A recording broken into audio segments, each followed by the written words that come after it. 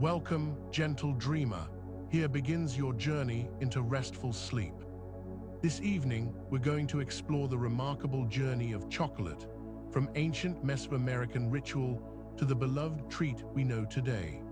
We'll trace the path of humble cacao beans as they traveled across oceans and centuries, transforming from precious currency into one of humanity's most cherished indulgences. Accompanied by soothing music and abstract imagery, we'll be uncovering little-known wonders and fascinating stories that gently feed your curiosity as you drift towards sleep. If you enjoy these calm adventures with us, don't be shy. Like, subscribe, and leave a comment to help other smart sleepers dream too. And now take a deep breath, let your body sink into comfort, and allow your mind to rest and your eyes to close as the tale unfolds before you. In the heart of the Amazon basin, where morning mists drift between towering trees and the air hangs heavy with moisture, a remarkable plant has flourished for millions of years. Long before humans walked these forests, long before the first civilizations emerged anywhere on Earth, the cacao tree grew quietly in the dappled shade of the rainforest canopy. Its story begins not with people at all, but with the slow, patient work of nature itself. The cacao tree, which scientists would eventually name Theobroma cacao, evolved in the upper Amazon region of South America. This tropical landscape provided everything the delicate tree needed to thrive. The equatorial climate maintained warm temperatures year-round, rarely dipping below 70 degrees or rising much above 90. Rainfall arrived in generous amounts, nourishing the shallow roots that spread across the forest floor. Most importantly, the cacao tree found its home in the understory, that mysterious middle layer of the rainforest where towering giants above filtered the intense tropical sun into gentle, shifting patterns of light and shadow. The cacao tree itself displays a peculiar beauty that sets it apart from its neighbors. Growing to heights of perhaps 15 to 25 feet in its wild state, it remains modest compared to the forest titans surrounding it. Its leaves emerge in fascinating color transformations, beginning as delicate pink or red shoots before maturing into deep, glossy green. These leaves create an evergreen canopy that catches the filtered sunlight, allowing the tree to photosynthesize year-round in its endless summer home. But the truly unusual features of Theobroma cacao reveal themselves along the trunk and main branches. Unlike most fruit-bearing trees that display their bounty on small branches or twigs, the cacao tree produces flowers and pods directly from its woody trunk and thick limbs. This botanical phenomenon, called cauliflory, gives mature cacao trees an otherworldly appearance, as if someone had carefully glued colorful decorations onto the bark itself. The flowers themselves are tiny, intricate creations, no larger than a small fingernail.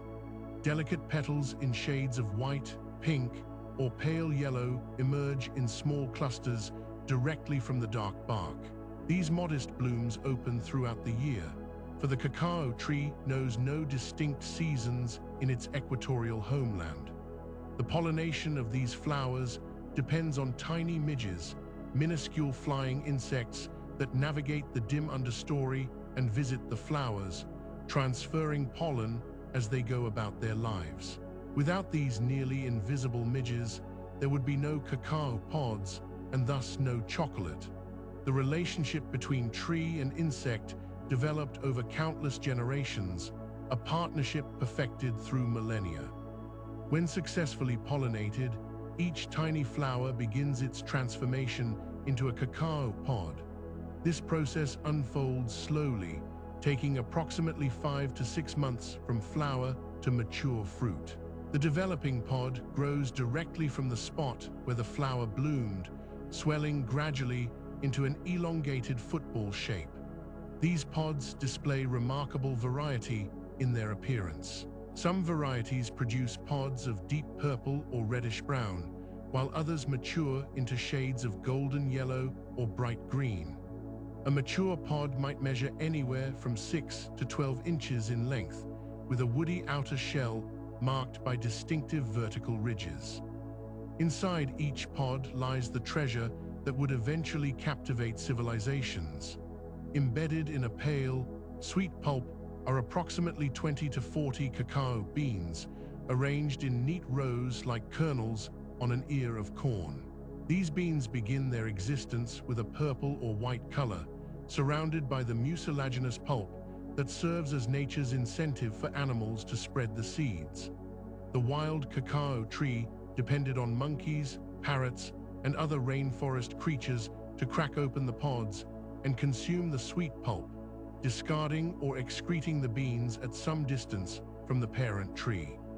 For millions of years, this cycle continued undisturbed.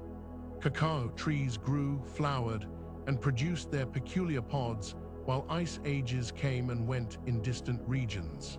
The Amazon basin remained a relatively stable refuge, its climate buffered by its position straddling the equator. The wild cacao population slowly expanded its range, dispersed by animals and flowing water.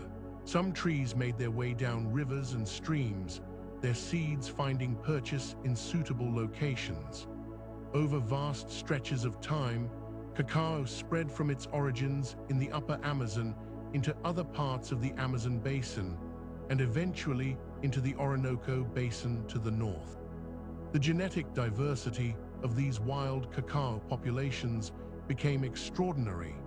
Individual trees developed slight variations, adaptations to their specific microenvironments. Some produced larger pods or beans with different flavor profiles. This natural variation would prove invaluable thousands of years later, but in those ancient times, it simply represented nature's insurance policy, ensuring that some trees would survive whatever changes the environment might present. Then came the people. Archaeological evidence suggests that humans first entered the Amazon basin at least 13,000 years ago, possibly much earlier. These initial inhabitants were hunters and gatherers who learned the rainforest's secrets through generations of careful observation. They discovered which plants provided food, which offered medicine, and which should be avoided.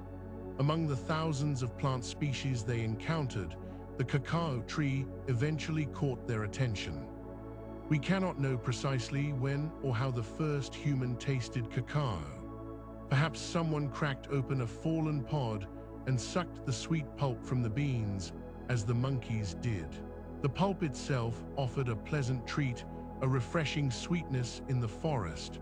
But at some point, someone made a more significant discovery. When the beans were removed from their pods and left to sit, they began to ferment. The pulp broke down, and the beans changed color and aroma. If these fermented, dried beans were then roasted and ground, they produced something unlike anything else in the forest.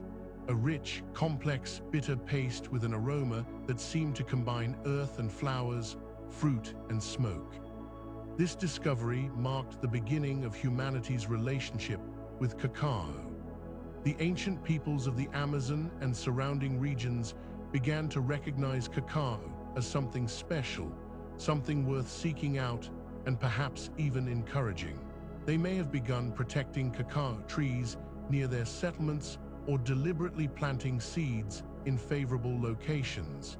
The transition from wild harvest to intentional cultivation happened gradually over countless generations. As these practices developed and human populations moved and migrated, knowledge of cacao traveled with them. The precious seeds and the understanding of how to process them began a journey northward, moving through Central America over thousands of years. The methods remained simple but effective.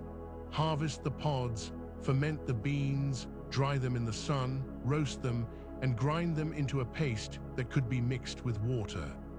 By the time recognizable civilizations began to emerge in Mesoamerica, Cacao had already been discovered, transporting, and transformed from a wild rainforest tree into something approaching a cultivated crop.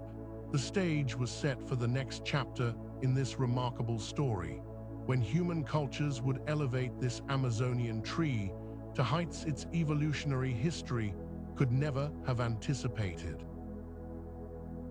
As the wild cacao trees of the Amazon began their slow journey northward through human cultivation and natural dispersal, they eventually found their way into the hands of one of Mesoamerica's most enigmatic civilizations. Along the humid lowlands of what we now know as Mexico's Gulf Coast, the Olmec people were building something remarkable between approximately 1500 and 400 BCE. They carved enormous stone heads that still gaze out across the centuries, developed sophisticated agricultural systems, and created a complex society that would influence all the cultures that followed. And somewhere in their daily lives, amid their pyramids and plazas, the Olmec people discovered something extraordinary about the pods that grew on certain trees in their territory. For many years, historians credited later civilizations with being the first to unlock the potential of cacao. But archaeology has a way of rewriting what we think we know, and the story of the Olmec relationship with cacao emerged gradually through patient scientific detective work. The evidence came not from grand monuments or obvious artifacts, but from the invisible residues left behind in pottery vessels that had sat in the earth for thousands of years, waiting to reveal their secrets. The breakthrough in understanding Olmec cacao use came through chemical analysis techniques that would have seemed like pure magic to those ancient peoples. Scientists examining pottery fragments from Olmec sites began testing for specific chemical markers that only cacao contains. These chemical signatures, particularly a compound called theobromine that exists in high concentrations in cacao but rarely elsewhere in nature, became the key to unlocking this ancient mystery. When theobromine showed up in residues from Olmec pottery dating to around 1500 BCE, it pushed back the timeline of human cacao consumption by several centuries and revealed the Olmec as true pioneers in the story of chocolate. The pottery vessels that contained these telltale traces were not the crude containers one might imagine from such an ancient time. The Olmec had developed considerable skill in ceramic arts, creating bowls and jars with elegant forms and sometimes elaborate decorations. Some vessels showed signs of having been used repeatedly for the same purpose, their interiors stained and marked by whatever liquids they had held. It was in these everyday objects, used and reused in Olmec households and perhaps in ceremonial contexts, that the evidence of cacao preparation survived its long burial in tropical soil. Imagine the process these early cacao enthusiasts must have developed through experimentation and observation. The cacao pods themselves present something of a puzzle to anyone encountering them for the first time. Heavy and football-shaped, with a hard shell that ranges in color from green to yellow to deep red, depending on the variety and ripeness. These pods grow directly from the trunk and main branches of the cacao tree in an unusual botanical arrangement. Inside each pod, embedded in a white, sweet pulp, sit 30 to 40 seeds, what we call cacao beans. These beans, when fresh, bear little resemblance to anything we would recognize as chocolate. The Olmec somehow discovered that these unpromising seeds could be transformed into something valuable. They would have needed to ferment the beans, allowing natural yeasts and bacteria to break down the pulp and begin the complex chemical changes that develop chocolate flavor. This fermentation process, which takes several days, requires specific conditions and careful attention. How the Olmec arrived at this knowledge remains a mystery wrapped in the mists of time, but arrive at it they did. After fermentation came drying, likely spreading the beans in the tropical sun until they reached the right moisture content for storage and further processing. The dried beans could then be roasted, perhaps in ceramic vessels placed near cooking fires, filling Olmec settlements with an aroma that would have been completely unique in their world. The roasting step would have been crucial, developing flavors and making the beans brittle enough to remove their papery shells. Once cleaned of their shells, the roasted cacao beans needed to be ground into a paste.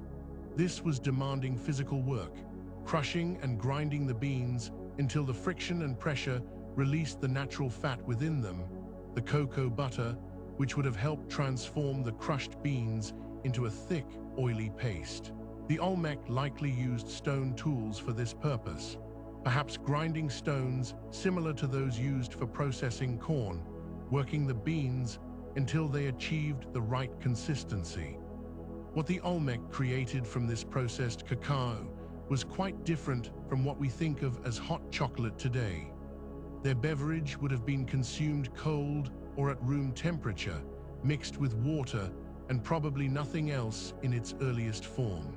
The resulting drink would have been bitter and somewhat astringent, with an oily texture from the cocoa butter and a complex flavor profile that was entirely unlike any other beverage available to them.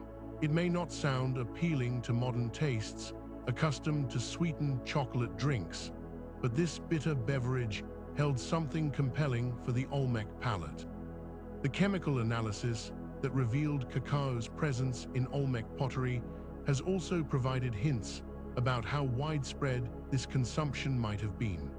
Residues have been found in vessels from elite contexts, suggesting that cacao may have already held special status in Olmec society. The labor-intensive process of preparing cacao, from harvesting the pods to grinding the roasted beans, meant that this beverage likely represented a significant investment of time and effort. Whether the Olmec cultivated cacao deliberately or gathered it from wild or semi-wild trees remains an open question. The Gulf Coast lowlands, where Olmec civilization flourished, certainly provided suitable habitat for cacao trees, with the warm temperatures, high humidity, and shade that these plants prefer. The Olmec were skilled farmers who managed their landscape carefully, so the possibility that they encouraged and tended cacao trees seems quite plausible. The legacy of Olmec cacao use would extend far beyond their own civilization's lifespan. As Olmec influence spread through trade networks and cultural exchange, knowledge of cacao and its preparation likely spread with it.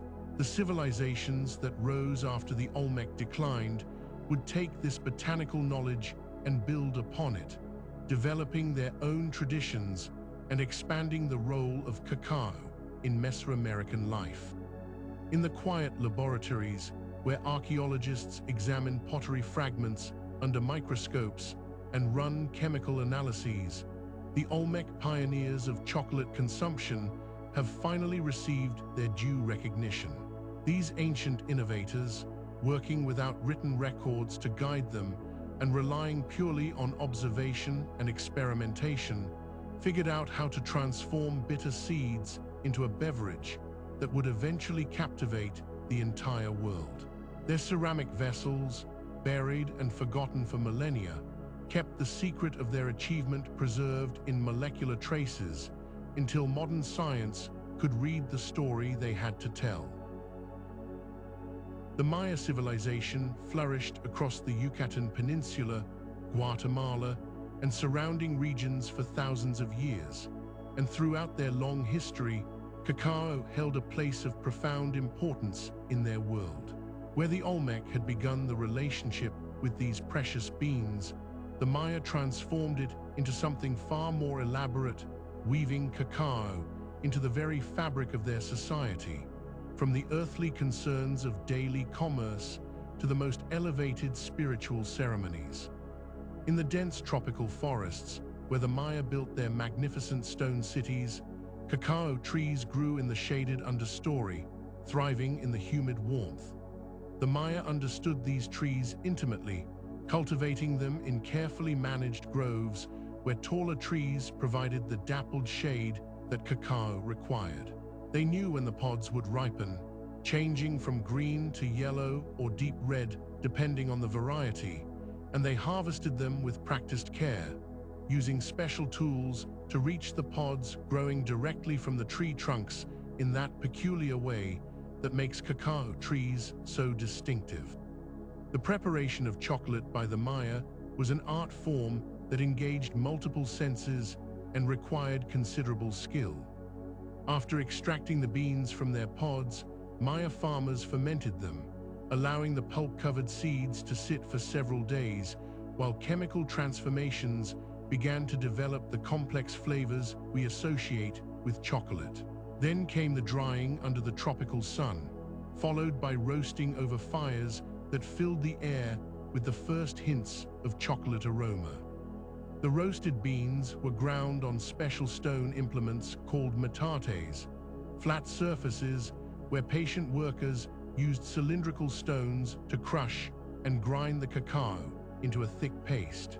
This labor-intensive process could take hours, the rhythmic grinding motion becoming almost meditative as the cacao released its oils and transformed into a workable mass.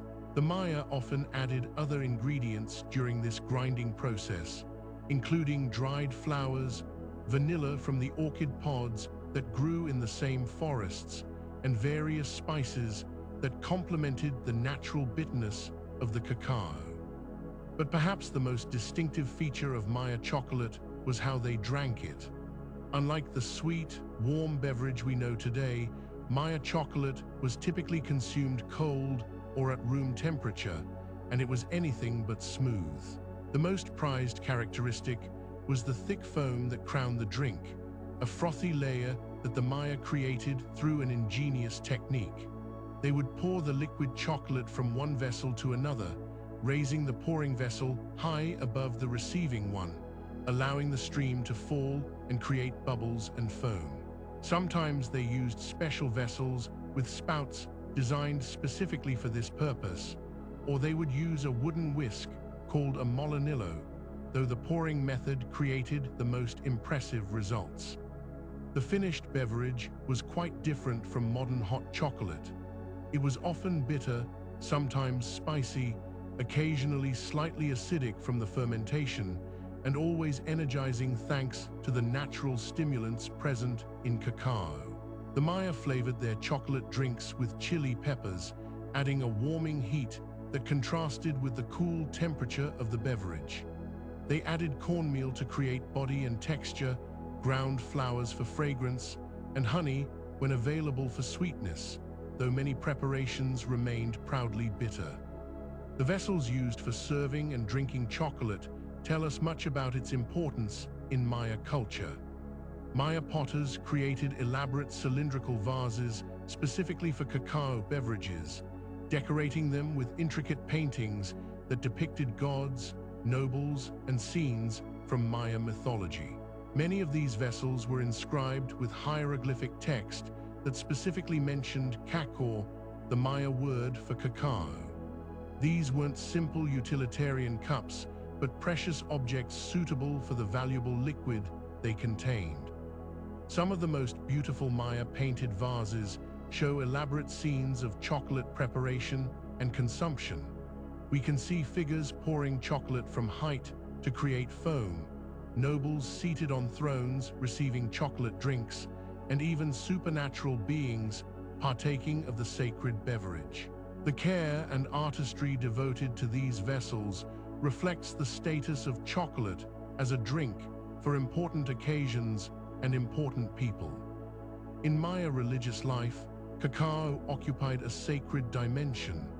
The Maya believed that the gods had given cacao to humanity, and several deities were associated with this precious crop. Cacao pods appeared in Maya art as offerings to the gods, and chocolate drinks were poured as libations during ceremonies. The Maya buried important individuals with elaborate cacao vessels to accompany them in the afterlife, suggesting that chocolate's importance extended beyond earthly existence. Royal occasions demanded chocolate. When Maya nobles married, celebrated victories, or conducted diplomatic relations with other city-states, cacao drinks were served. The foam-topped beverage represented abundance and luxury, appropriate for moments of significance. Birth ceremonies, coming-of-age rituals, and other important life transitions were marked with the consumption of specially prepared chocolate. Yet cacao's role wasn't limited to religious and royal contexts. The beans themselves served as a form of currency in Maya markets, a practice that would later become even more formalized under the Aztecs. A rabbit might cost 10 cacao beans, while a slave could be purchased for 100. This dual nature of cacao, as both sacred substance and medium of exchange, speaks to its central position in Maya economy and cosmology.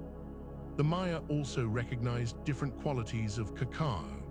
They distinguished between varieties grown in different regions, understanding that soil, climate, and cultivation methods affected the bean's flavor and value.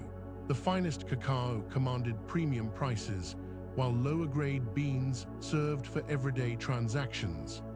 This sophisticated appreciation for cacao quality demonstrates how deeply the Maya understood this crop. Written records from the Maya civilization, preserved in their elaborate hieroglyphic system, mention cacao repeatedly. The glyph for cacao appears in tribute records, religious texts, and historical accounts. These written references, combined with archaeological evidence of cacao residue in pottery vessels and the artistic depictions on painted ceramics, provide us with a remarkably detailed picture of how central chocolate was to Maya life. As Maya civilization reached its classical peak, with great cities rising from the jungle and sophisticated astronomical and mathematical knowledge developing, cacao remained a constant companion, flowing through religious ceremonies, energizing workers and warriors, facilitating trade, and bringing people together in shared moments of consumption. The legacy of Maya chocolate culture would profoundly influence the civilizations that followed, particularly the Aztecs, who would encounter these traditions and adapt them into their own elaborate chocolate customs. The great city of Tenochtitlan rose from the waters of Lake Texcoco like a dream made manifest, its causeways stretching across the shimmering surface, connecting the island metropolis to the mainland. In this remarkable urban center, home to perhaps 200,000 souls at its height, cacao beans held a unique and precious position that transcended mere consumption. For the Aztec people, who called themselves the Mexica, these humble seeds represented wealth, status, and divine favor all at once. When Spanish chroniclers later marveled at the marketplaces of Tenochtitlan, they struggled to find adequate comparisons in their own experience. The great market at Tlatelolco, the twin city adjacent to Tenochtitlan, sprawled across a vast plaza where tens of thousands of people gathered to trade. Among the countless goods displayed there, from brilliant feathers to woven textiles, from pottery to precious metals, cacao beans occupied a special place. They were not merely another commodity, but served as currency itself, a medium of exchange that could purchase anything from a fresh tomato to the services of a skilled craftsman. The value assigned to cacao beans in this monetary system reveals much about Aztec society and economics. A single bean might buy a tamale, a basic sustenance food. 3 beans could purchase a freshly laid turkey egg. A rabbit to feed a family cost 30 beans, while a turkey hen, larger and more valuable, required 100 beans. A person's labor could be measured in cacao as well. The going rate for various services was carefully understood, creating a complex economy in which these small brown beans flowed like coins through countless hands each day. The Aztec Empire stretched across much of central Mesoamerica, and at its heart beat a sophisticated tribute system that brought wealth flowing into Tenochtitlan from conquered territories. Province after province sent regular shipments of goods to the capital, and cacao featured prominently in these obligations. The tribute rolls, detailed pictographic documents that recorded what each region owed, show that vast quantities of cacao beans traveled along established routes from the tropical lowlands, where the trees flourished, to the highland capital, where they were so highly prized. Some regions paid their tribute entirely in cacao. The province of Soconusco, located along what is now the Pacific coast near the Guatemala border, was particularly renowned for producing the finest quality cacao. The beans from this region were so superior that they commanded premium value, and the area's tribute obligations reflected the treasure that grew there. Other provinces combined cacao with different goods, but the cacao component often represented a substantial portion of what they owed. The actual consumption of chocolate in Aztec society was far more restricted than it had been among the Maya. While the Maya had enjoyed chocolate across a broader spectrum of their society, the Aztecs largely reserved it as a luxury for the elite. Warriors who had distinguished themselves in battle earned the right to drink chocolate. The nobility consumed it regularly, and it flowed freely during royal banquets and important ceremonies. For the common people, chocolate remained largely out of reach, something glimpsed but not tasted, adding to its mystique and desirability. The Emperor Moctezuma II, who ruled when the Spanish arrived, reportedly consumed enormous quantities of chocolate. Spanish observers claimed he drank 50 goblets of chocolate daily, though whether this number represents literal truth or rhetorical exaggeration remains uncertain. What seems clear is that chocolate formed an important part of elite dining and ceremony, served in special vessels and prepared with great care. The Aztecs had developed numerous variations on the chocolate beverage, each with its own character and purpose. The basic preparation involved grinding cacao beans on a metate, the same curved stone grinding surface used for corn, creating a paste that was then mixed with water.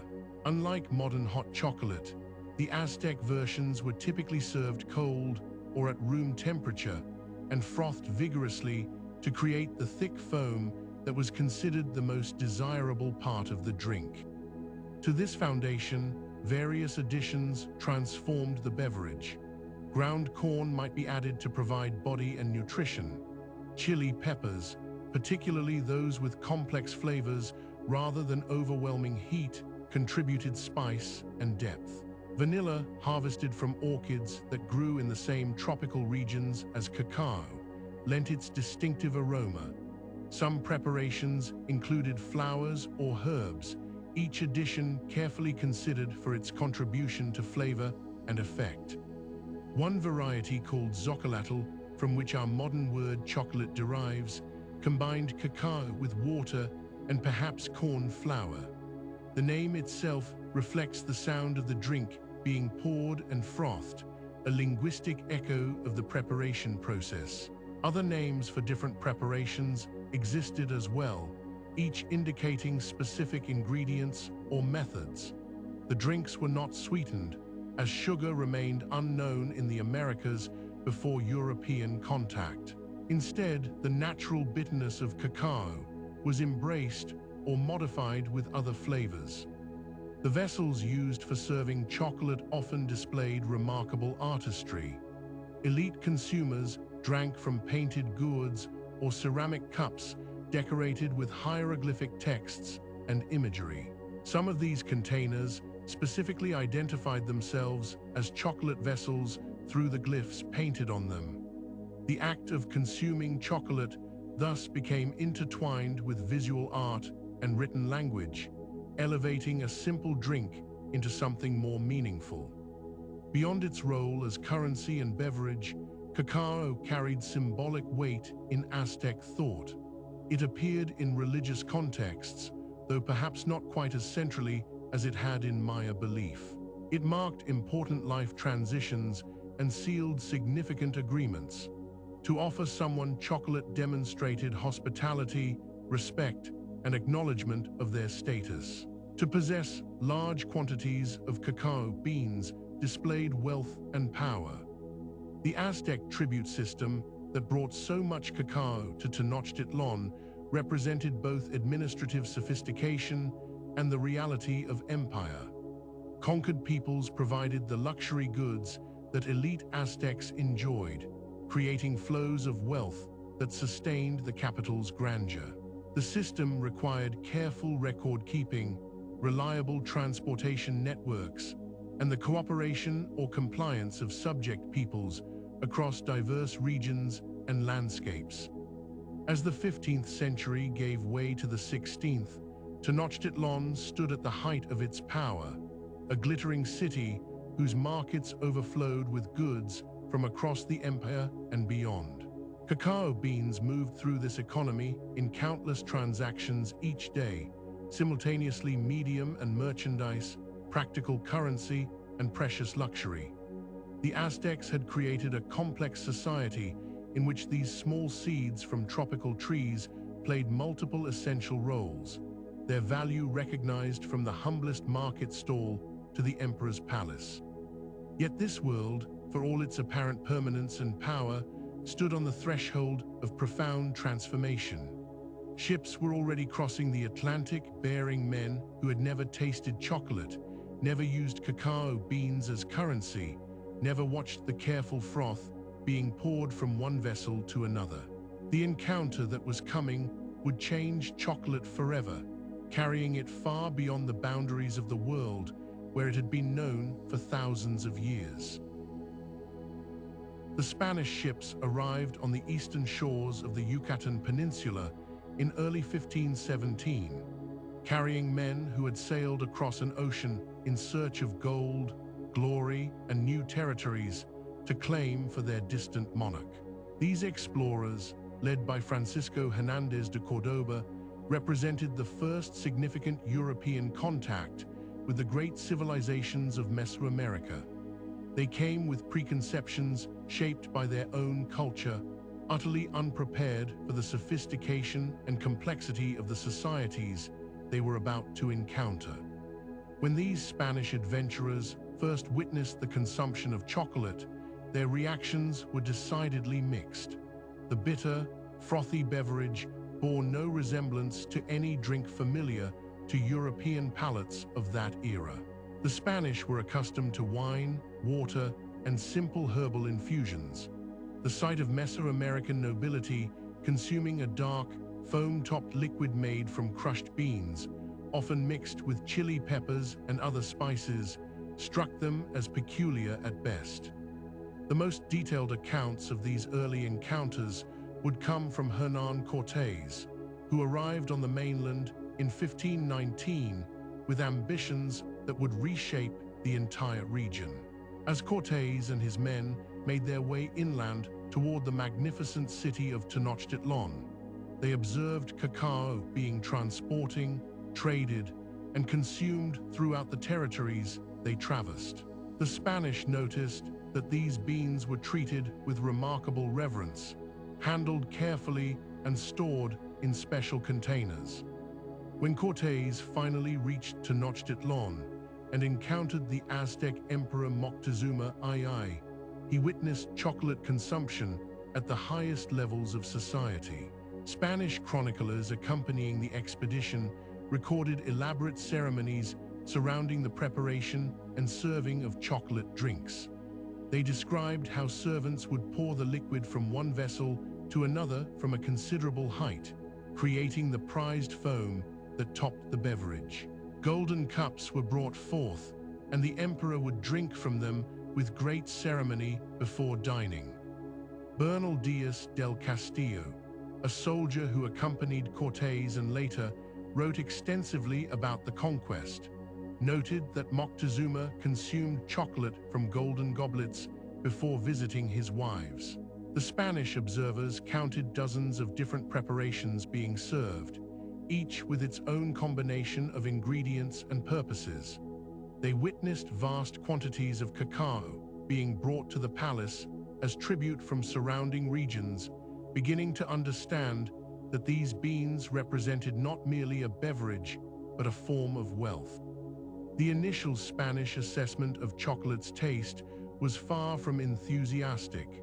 Several chroniclers described it as more suitable for pigs than for people, finding the bitter flavor utterly unpalatable. The addition of chili peppers and other spices that the Mesoamericans favored only made the beverage more alien to European sensibilities. Some Spanish observers noted that the drink appeared to have energizing properties, noticing that those who consumed it seemed capable of traveling long distances without fatigue. But this observation did little to overcome their distaste for the flavor. However, practical necessity began to shift Spanish attitudes toward chocolate. As the conquistadors established themselves in the New World, they needed to adapt to local resources and customs. The Spanish began to recognize that cacao held genuine value in the economic systems they were attempting to control and exploit. They observed the precise exchange rates between cacao beans and other goods, noting that a certain number of beans could purchase a rabbit, while a greater quantity might secure a slave. Understanding this currency system became essential for the Spanish administration of conquered territories. Gradually, some Spanish settlers began to modify chocolate preparation methods to suit their own preferences. The most significant adaptation was the reduction or elimination of chili peppers and the experimental addition of sweeteners. Spain had access to cane sugar through its other colonial holdings, and sugar was already a valued commodity in European markets. When combined with chocolate, sugar transformed the bitter beverage into something far more acceptable to European palates. Spanish missionaries who arrived in the wake of the conquistadors played a surprisingly important role in chocolate's eventual acceptance. These religious men, living in monasteries and missions throughout New Spain, began consuming chocolate as a practical matter. The beverage provided sustenance without breaking fasting rules, since it was consumed as a liquid rather than solid food. The monks experimented with different preparation methods, often adding vanilla and sugar, creating versions of chocolate that gradually moved away from the traditional Mesoamerican recipes. Letters and reports sent back to Spain from these early colonists began to describe cacao in more favorable terms as preparations changed. The writer Francisco Hernandez, who spent several years in Mexico studying its natural resources for King Philip II, provided detailed descriptions of the cacao tree and its uses. His writings represented some of the first systematic European attempts to understand this New World plant from a naturalistic perspective. The Spanish crown quickly recognized the economic potential of cacao. Officials established systems to ensure regular shipments of cacao beans back to Spain, where curiosity about New World products was growing among the nobility and merchant classes. The beans themselves were initially more valued as a curiosity than as something to consume, but gradually, knowledge of how to prepare chocolate in the sweetened European style began to spread among Spanish aristocrats. The process of cultural transmission moved slowly in the 16th century. Information traveled at the speed of sailing ships, and knowledge about chocolate preparation remained largely confined to those with direct connections to the New World. Spanish settlers in the Americas developed their own chocolate culture, distinct from both the indigenous traditions they had encountered and the emerging interest back in Europe.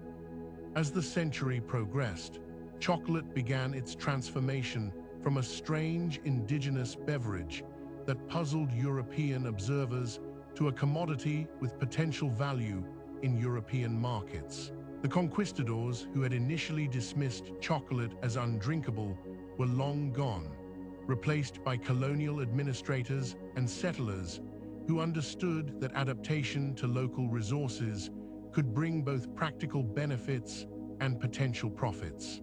The encounter between European and Mesoamerican cultures, for all its tragedy and upheaval, had initiated a process that would eventually carry chocolate across the Atlantic and into an entirely new chapter of its long history. The stage was now set for chocolate's journey to European shores, where it would undergo further transformations and begin its evolution toward the familiar forms we recognize today. The precious cargo that would transform European culture made its Atlantic crossing slowly, carefully, almost reluctantly. The first cacao beans to reach Spanish shores arrived not with fanfare, but in quiet obscurity, tucked among the more immediately impressive treasures of gold and silver that captured the imagination of the royal court. The exact date remains uncertain, though most scholars believe chocolate first entered Spain sometime between 1520 and 1530, during those early decades when the New World was still revealing its mysteries to European eyes. The Spanish court received these dark, bitter beans with polite curiosity rather than enthusiasm. Without the elaborate preparation methods understood by the Mesoamerican peoples, without the cultural context that made chocolate sacred and valuable, the beans themselves seemed unremarkable. They required explanation, demonstration, patient instruction in their use. Some accounts suggest that Spanish monks who had traveled to the Americas were among the first to properly introduce chocolate preparation to their homeland, bringing not just the beans, but the knowledge of how to transform them into the frothy, complex beverage that had sustained and delighted civilizations across the ocean. The initial Spanish reaction to chocolate mirrored the ambivalence the conquistadors themselves had felt upon first tasting it. The beverage was bitter, strange, utterly unlike anything in the European culinary tradition. It bore no resemblance to wine or beer, the familiar beverages of Spanish tables. Its consistency seemed unusual, its temperature warm rather than cool, its flavor profile completely foreign to palates accustomed to Mediterranean herbs and spices. Yet something about it intrigued those willing to persevere past that first challenging sip. The transformation of chocolate from Mesoamerican ritual beverage to European delicacy required innovation and adaptation. Spanish monks and nobility began experimenting with the preparation, adding ingredients familiar to their own kitchens. Sugar, that other precious import from across the seas, proved to be chocolate's perfect companion. The sweetness balanced the natural bitterness of cacao, creating a harmony that European tastes found far more agreeable. Cinnamon, already beloved in Spanish cooking, complemented chocolate's complex flavor in ways that felt both exotic and familiar. Vanilla, another gift from the New World, added depth and roundness to the drink. Some recipes incorporated black pepper or other warming spices, echoing the Mesoamerican tradition of adding chili, but in forms more acceptable to European sensibilities. The Spanish court of the mid-16th century maintained a particular fondness for elaborate foods and luxurious consumption. Chocolate, properly prepared with sugar and spices, fit perfectly into this culture of aristocratic refinement. It was expensive, rare, and required special knowledge to prepare correctly. These qualities made it ideal as a status symbol, a marker of wealth and sophistication. The drink began appearing at royal functions, served in specially commissioned vessels, prepared by servants trained in its exacting preparation methods. The Spanish royal family's embrace of chocolate proceeded gradually but steadily. By the 1570s and 80s, chocolate had become an established feature of court life. The beverage was served at royal weddings and celebrations, gifted to important visitors, enjoyed in private apartments by those privileged enough to afford it. Spanish nobility, returning from administrative posts in the colonies, brought both beans and knowledge back with them, expanding the circle of those familiar with chocolate's pleasures. The spreading popularity faced one particular challenge unique to the religious culture of the time. Chocolate's status as a beverage rather than food became a matter of serious theological debate. During the Lenten fasting periods and other times when the Church prescribed abstinence from food, the question arose, did drinking chocolate break the fast? Monks and priests who had grown fond of the energizing beverage during long hours of prayer and work had a vested interest in the answer. Various religious authorities weighed in with different opinions, examining chocolate's nutritional properties, its effects on the body, its preparation methods. Eventually, most concluded that as a beverage, chocolate did not break the fast, a ruling that surely contributed to its popularity in monasteries and convents throughout Spain. The religious houses of Spain became unexpected centers of chocolate culture. Monasteries and convents often possessed the resources to acquire cacao beans, the time to perfect preparation techniques, and the scholarly inclination to record recipes and methods. Nuns in particular developed reputations as skilled chocolate makers, creating regional variations and specialty preparations. The quiet cloisters hummed with the sound of chocolate being ground on stone metates, much like those used in Mexico, the whisking of the beverage to create the prized foam, the gentle warming over carefully tended fires. From Spain, chocolate began its slow journey to the rest of Europe, though this process would take decades. The Spanish maintained a careful control over the cacao trade, establishing monopolies and restricting access to the raw materials.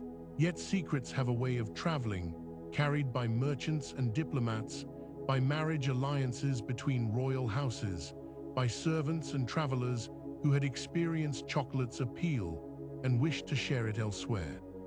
The Spanish royal family's connection to other European courts through marriage helped spread chocolate's reputation. When Spanish princesses married into French, Italian, or Austrian nobility, they brought their chocolate-drinking customs with them. These royal brides arrived with their own chocolate preparation equipment, their preferred recipes, and servants skilled in the beverage's creation. What began as personal preference gradually influenced the courts that received them. Italy received chocolate relatively early through Spain's close connections with regions under Spanish control.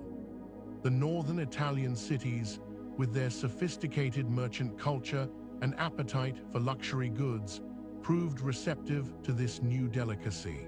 By the early 1600s, chocolate was being consumed in Italian aristocratic circles, adapted to local tastes, incorporated into the existing culture of culinary refinement that characterized Italian urban life.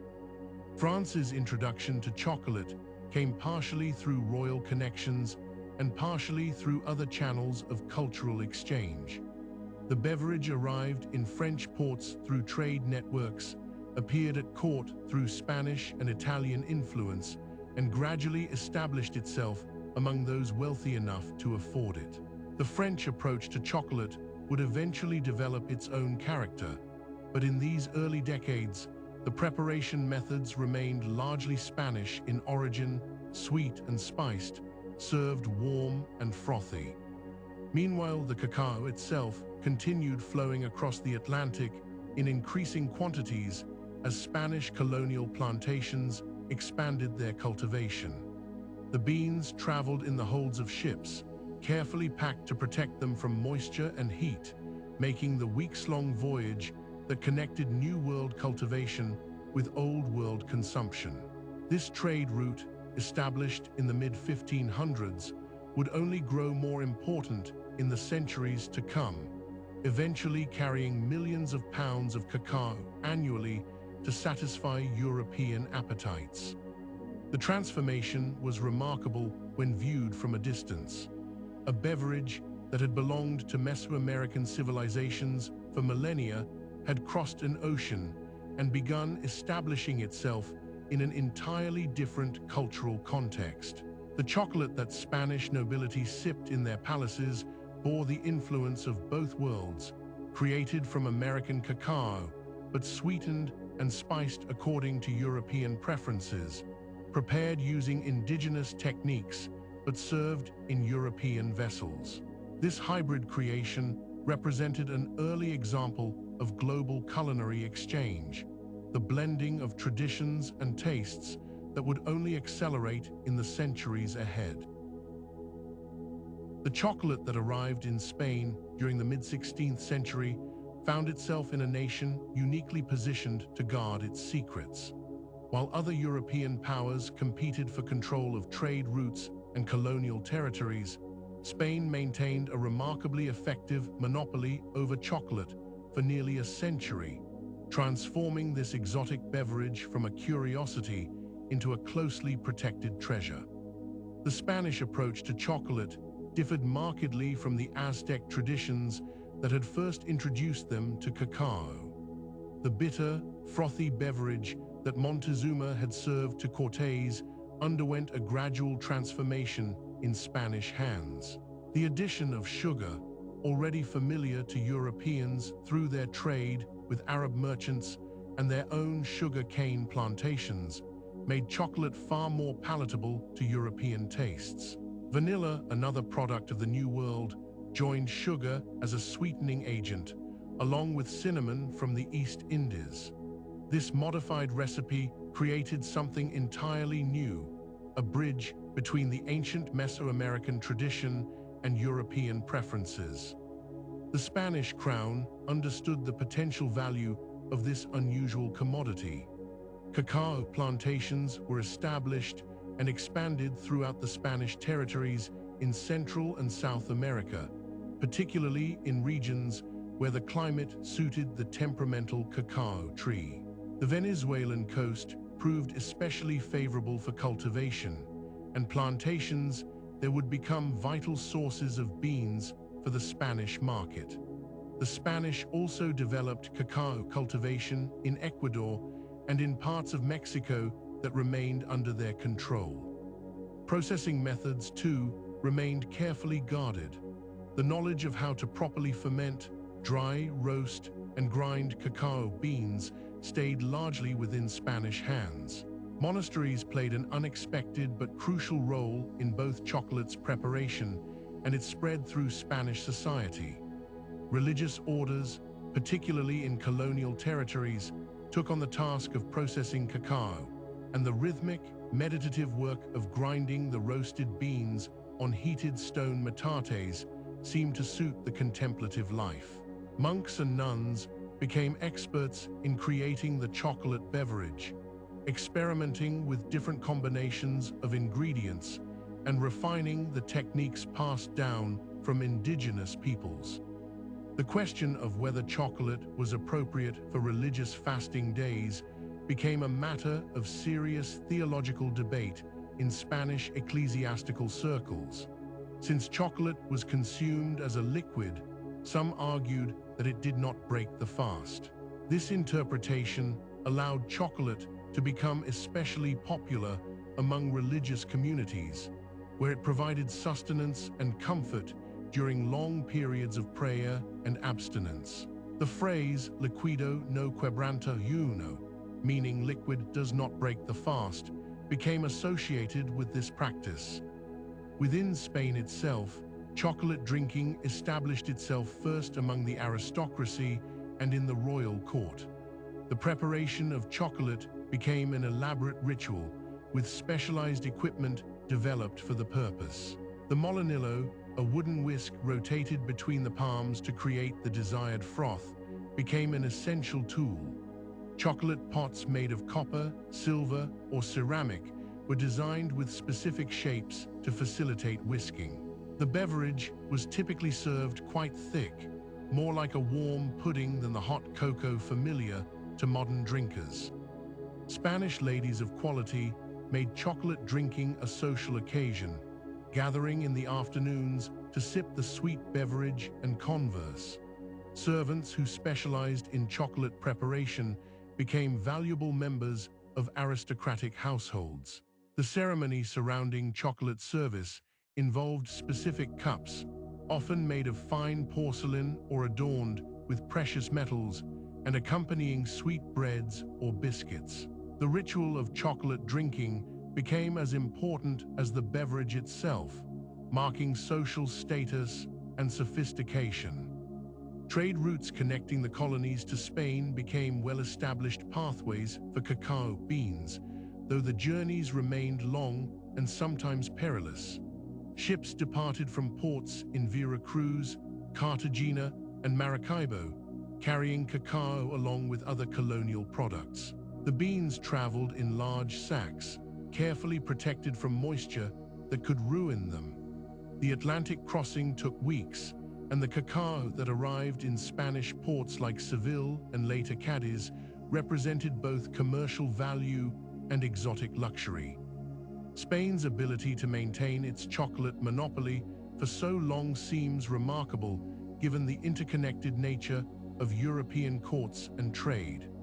Spanish princesses who married into other royal houses brought their chocolate drinking habits with them, yet the widespread adoption of chocolate in other nations proceeded slowly. Part of this delay came from the genuine difficulty of obtaining cacao beans outside Spanish channels. Part came from the specialized knowledge required to prepare chocolate properly, and part came from simple unfamiliarity with how to make this foreign substance appealing. The monopoly also benefited from the complexity of cacao cultivation itself. The delicate cacao tree could not be grown in Europe's climate, and establishing plantations required not only suitable tropical land, but also expertise in cultivation techniques. The Spanish colonies possessed both the climate and, increasingly, the knowledge base needed for successful cacao production. Other European powers would eventually establish their own colonial cacao sources, but this development took time. As the 17th century progressed, however, Spain's exclusive control began to weaken.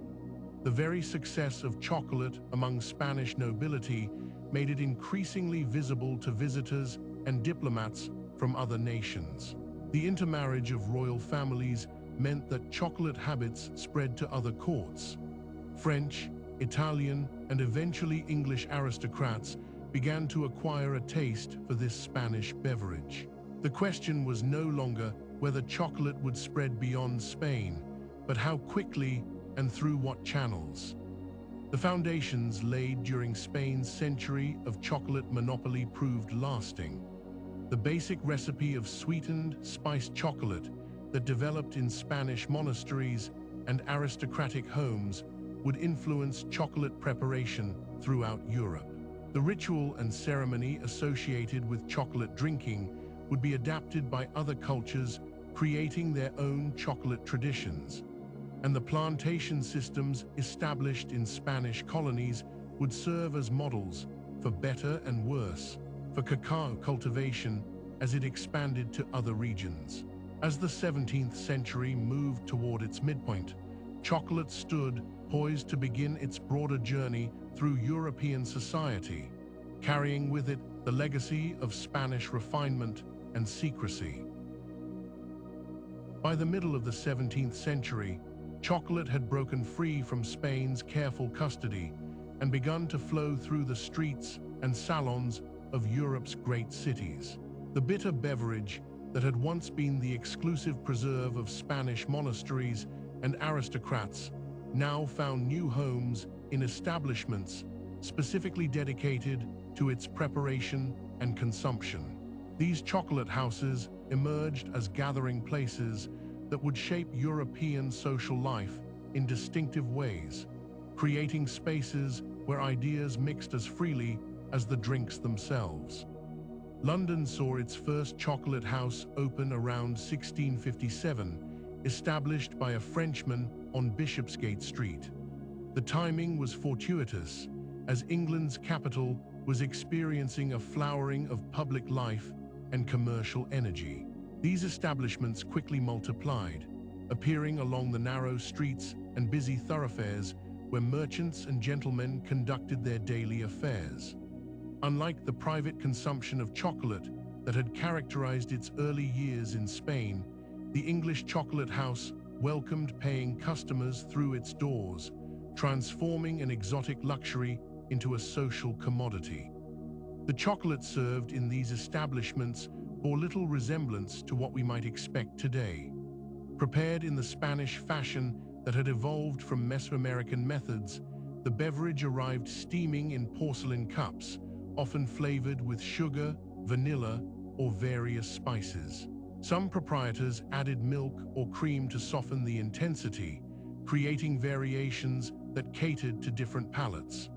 The drink remained expensive enough to mark its consumers as people of means, yet accessible enough to attract a growing clientele of prosperous merchants, lawyers, and men of leisure. The atmosphere within a chocolate house possessed its own particular character. Wooden tables arranged throughout the rooms encouraged conversation and congregation. Unlike taverns with their rowdier reputations, chocolate houses cultivated an air of refinement and respectability. Patrons could spend hours nursing a cup of chocolate while reading newspapers, discussing business ventures, or debating the political questions of the day. The establishments provided not merely refreshment, but also a neutral territory where social and commercial networks could form and flourish. In Paris, chocolate houses took on a slightly different character, reflecting French tastes and sensibilities. The beverage had gained favor among the French aristocracy after the Spanish Infanta Maria Theresa married Louis XIV in 1660, reportedly bringing her love of chocolate with her to Versailles. Parisian establishments serving chocolate often emphasized elegance and sophistication, their interiors decorated with fine furnishings that appealed to a fashionable clientele. French chocolate makers experimented with preparation methods, sometimes whipping the beverage to create a lighter foam or adjusting the proportions of ingredients to achieve particular textures and flavors. The relationship between chocolate houses and coffee houses created an interesting dynamic in European cities.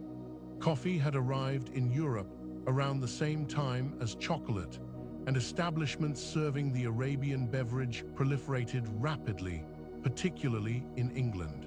While some venues offered both drinks, others specialized in one or the other. Coffee houses tended to attract a somewhat broader clientele and developed reputations as hotbeds of political discussion and news dissemination. Chocolate houses, by contrast, often maintained a more exclusive atmosphere, their higher prices naturally limiting their patrons to those with comfortable incomes.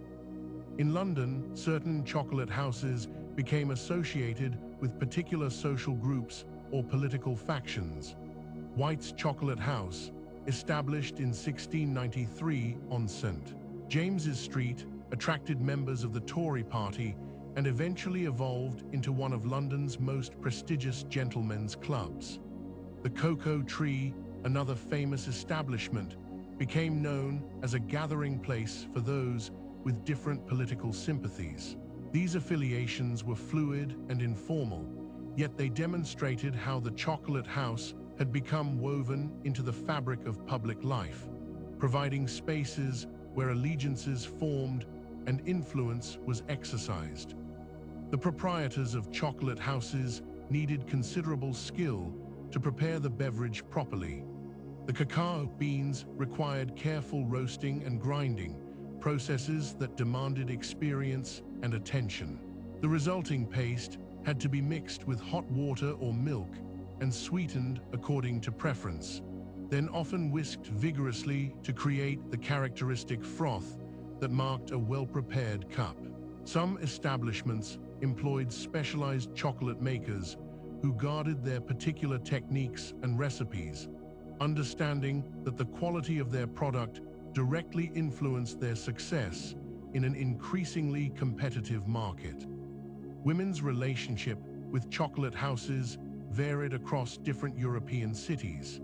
In London, these establishments remained predominantly male spaces, reflecting broader social patterns that reserved coffee houses and similar venues for gentlemen. However, women of the upper classes certainly consumed chocolate, often in their private homes, where it became associated with morning routines and intimate social gatherings.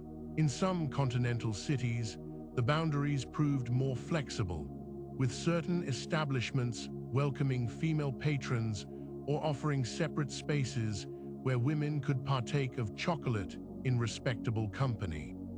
The chocolate house phenomenon spread beyond London and Paris to other European capitals and commercial centers. Amsterdam, with its powerful merchant class and global trading connections, developed its own chocolate house culture. Vienna, after its encounter with Ottoman coffee culture, embraced both coffee and chocolate as fashionable beverages. Each city adapted the concept to local customs and preferences, creating variations on the theme while maintaining the essential character of these establishments as gathering places centered around an exotic drink. As the 17th century progressed into the 18th, the chocolate house began to face new competition and changing tastes. Coffee's lower price made it accessible to broader segments of society, and coffee houses multiplied accordingly. Tea also arrived in Europe and quickly gained popularity, particularly in England, where it would eventually become the beverage most closely associated with national identity. Some chocolate houses adapted by offering multiple beverages or by transforming into private clubs. Others simply faded away as fashions shifted and the initial novelty of chocolate diminished. Yet the chocolate house left its mark on European society in ways that extended beyond the beverage itself. These establishments demonstrated how an exotic import could be domesticated and integrated into local culture, creating new social institutions in the process. They provided spaces where class boundaries became slightly more permeable, where commercial and social interactions intermingled, and where the public sphere took on new dimensions. The chocolate that flowed through these venues carried with it echoes of distant plantations and ancient civilizations, transformed now into an element of European urban life. The legacy of the chocolate house era would influence how chocolate continued to evolve in European society. The associations with refinement, leisure, and sociability that developed during this period became part of chocolate's identity even as consumption patterns changed.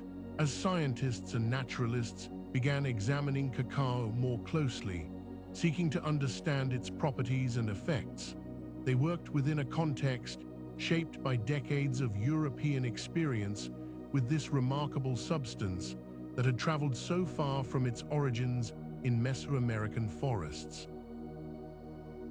The refined atmosphere of chocolate houses had captivated European society throughout the 17th century, but as the 18th century dawned, a different kind of attention turned toward chocolate. The Age of Enlightenment brought with it an insatiable curiosity about the natural world, and the exotic cacao tree became a subject of serious scientific inquiry. No longer content to simply enjoy chocolate as a fashionable indulgence, natural philosophers and early botanists began asking fundamental questions about this mysterious plant from distant shores. In the great universities and scientific societies of Europe, specimens of cacao beans arrived alongside detailed descriptions from travelers and merchants who had witnessed the trees growing in their native habitats. These beans were examined, sketched, and discussed in the emerging language of scientific classification that was beginning to organize the overwhelming diversity of the natural world. The pursuit of knowledge about cacao's true nature represented part of a broader intellectual movement that sought to catalog and understand every living thing on Earth. The most significant moment in the scientific study of cacao came in 1753, when the Swedish naturalist Carl Linnaeus published his monumental work on plant classification. Linnaeus had devoted his life to creating a systematic method for naming living organisms, using Latin binomials that would be understood by scholars across all nations and languages. When he turned his attention to the cacao tree, he bestowed upon it a name that reflected both scientific precision and poetic appreciation. Linnaeus called the plant Theobroma cacao, drawing from ancient Greek to create a name that translates as food of the gods. The genus name Theobroma combined the Greek words for god and food, while cacao preserved the indigenous Mesoamerican word that had traveled through Spanish into European languages. In choosing this name, Linnaeus acknowledged both the plant's botanical characteristics and the reverence with which it had been treated by those who first cultivated it. This naming was not merely a scholarly exercise, but represented a bridge between empirical observation and cultural understanding. The classification of Theobroma cacao within the larger family of plants revealed connections that would have seemed unlikely to casual observers. Linnaeus placed cacao in a family that included other tropical species, helping botanists understand its requirements for growth and its relationships to distant cousins in the plant kingdom. This systematic approach enabled scientists across Europe to discuss cacao using a common vocabulary and to build upon each other's observations without the confusion that had previously plagued botanical studies. Beyond classification, natural philosophers of the 18th century began investigating the physical and chemical properties of cacao itself. What made these unassuming beans transform into something so captivating to human taste?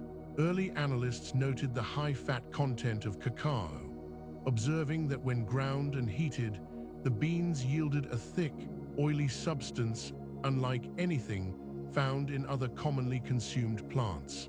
This cacao butter, as it came to be known, constituted nearly half the weight of the processed beans. Chemists working with primitive analytical methods attempted to separate and identify the various components within cacao. They discovered that beyond the fat, cacao contained substances that gave it color, flavor, and peculiar effects on those who consumed it. Some noted that chocolate seemed to provide sustained energy and elevation of mood, effects that suggested the presence of active compounds beyond simple nutrition. These early investigators lacked the sophisticated tools that would later reveal chocolate's complex chemistry, but their careful observations laid the groundwork for future discoveries. The question of chocolate's effects on health became a topic of serious medical discourse during this period. Physicians debated whether chocolate should be considered heating or cooling according to the humoral theory that still dominated medical thinking. Some doctors prescribed chocolate for various ailments, believing it strengthened the body and aided digestion. Others warned against excessive consumption, suggesting it might overstimulate the system. These debates occurred within the scientific frameworks of the time, frameworks that would eventually give way to more modern understanding, but which represented genuine attempts to comprehend chocolate's influence on human physiology. Botanical gardens across Europe began cultivating cacao plants when possible, though the trees proved challenging to grow outside their tropical origins. These living specimens allowed naturalists to observe the unusual way cacao trees bore their pods directly on the trunk and larger branches, a characteristic known as cauliflory. They documented the delicate pink or white flowers that emerged from the bark and the transformation of these tiny blooms into the large, ridged pods containing the precious beans. Such observations enriched European understanding of cacao as a living organism rather than merely a commodity. The microscope, still a relatively new instrument in the 18th century, enabled closer examination of cacao's structure. Scientists peered at thin slices of cacao beans, noting the cellular organization and the distribution of fat and other substances within the tissue. They observed how roasting changed the appearance and composition of the beans, beginning to understand that the flavors of chocolate emerged through a transformation rather than existing fully formed in the raw seed.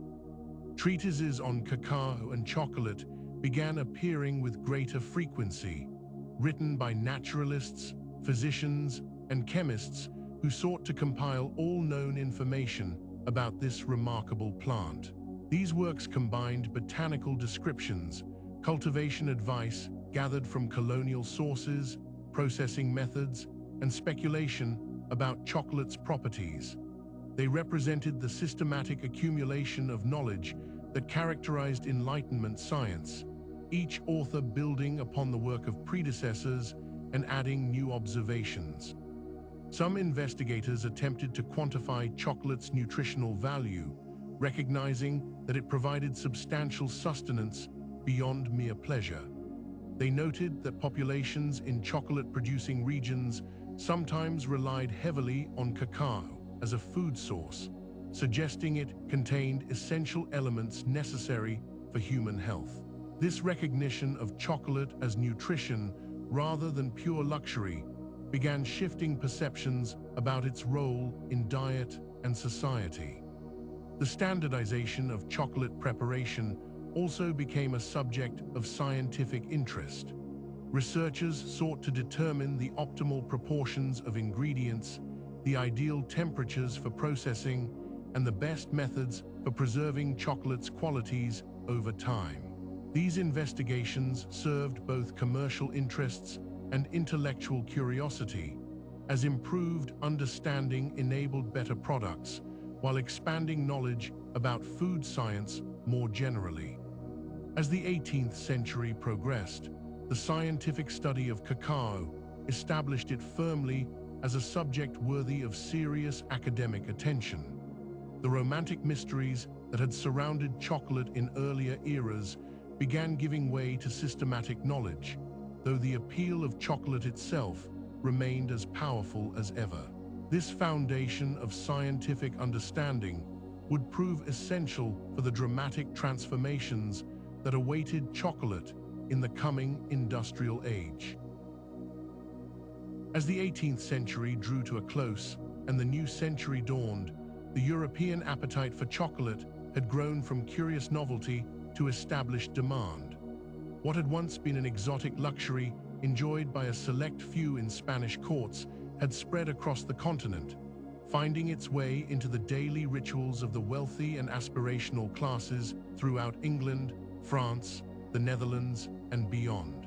This growing desire for chocolate created an inexorable pressure that would reshape tropical landscapes across the globe. The cacao tree, Theobroma cacao, was a demanding plant with specific requirements. It thrived only within 20 degrees of the equator, requiring consistent warmth, abundant rainfall, and the dappled shade of taller trees. These precise conditions meant that cultivation could not simply be transplanted anywhere colonial powers held territory. The plant's needs dictated where chocolate's future would unfold, drawing attention to humid coastal regions and sheltered valleys where nature had already created the perfect conditions. Spanish colonizers had established the first plantations outside of mainland Mesoamerica as early as the late 1500s, recognizing that the territories they controlled in the Caribbean and along the mainland coasts could support cacao cultivation. Trinidad, with its proximity to the South American mainland and its suitable climate, became an early site of experimental cultivation.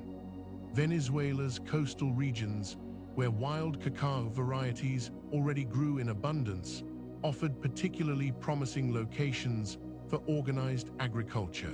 The Spanish carefully guarded their knowledge and their plants, understanding that control of cacao production meant control of an increasingly valuable commodity. But knowledge, like seeds, has a way of spreading despite the most vigilant efforts to contain it.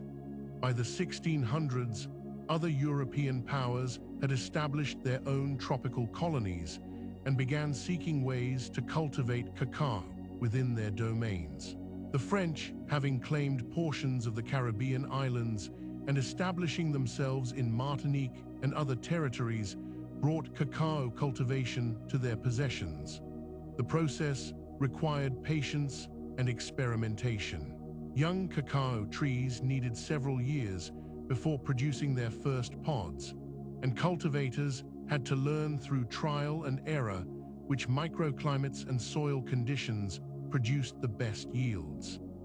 The island of Jamaica saw cacao plantations established under various colonial administrations, though the trees there proved somewhat temperamental, subject to the whims of storms and the variability of rainfall patterns. Still, where conditions aligned favorably, the glossy-leaved cacao trees flourished, producing their peculiar flowers that emerged directly from trunk and branches, followed by the football-shaped pods that held the precious beans. The agricultural practices developed on these expanding plantations drew from indigenous Mesoamerican knowledge, combined with European organizational approaches. Planters learned that cacao trees required nurse trees, larger species that would provide the shade young cacao plants needed to survive. The timing of planting, the spacing between trees, the management of soil nutrients through the application of organic matter, all these techniques were refined through decades of accumulated experience. As the 1700s progressed, cacao cultivation spread beyond the Caribbean to the vast territories of Brazil, where Portuguese colonizers recognized the potential of their tropical domains. The Amazon basin, where wild cacao had originated millennia earlier, offered ideal conditions for cultivation. Plantations developed along rivers and in clearings where the forest canopy could be managed to provide proper shade. The Portuguese established trade routes that brought Brazilian cacao to European markets, adding to the supply that flowed from Spanish and other territories. Each region developed slightly different approaches to cultivation based on local conditions and available resources. Some plantations intercropped cacao with bananas or plantains, which grew quickly and provided early shade for young cacao trees. Others planted cacao beneath existing forest trees, creating a more naturalistic growing environment that mimicked the wild conditions where cacao had first evolved. The methods varied, but the goal remained constant: to produce as many high-quality cacao pods as possible to satisfy the seemingly insatiable European market. The expansion of cacao plantations during this era created complex networks of trade and transportation. Coastal ports became collection points where beans from various plantations were gathered, sorted, and prepared for the long ocean voyage to Europe. The beans required careful handling even after harvest.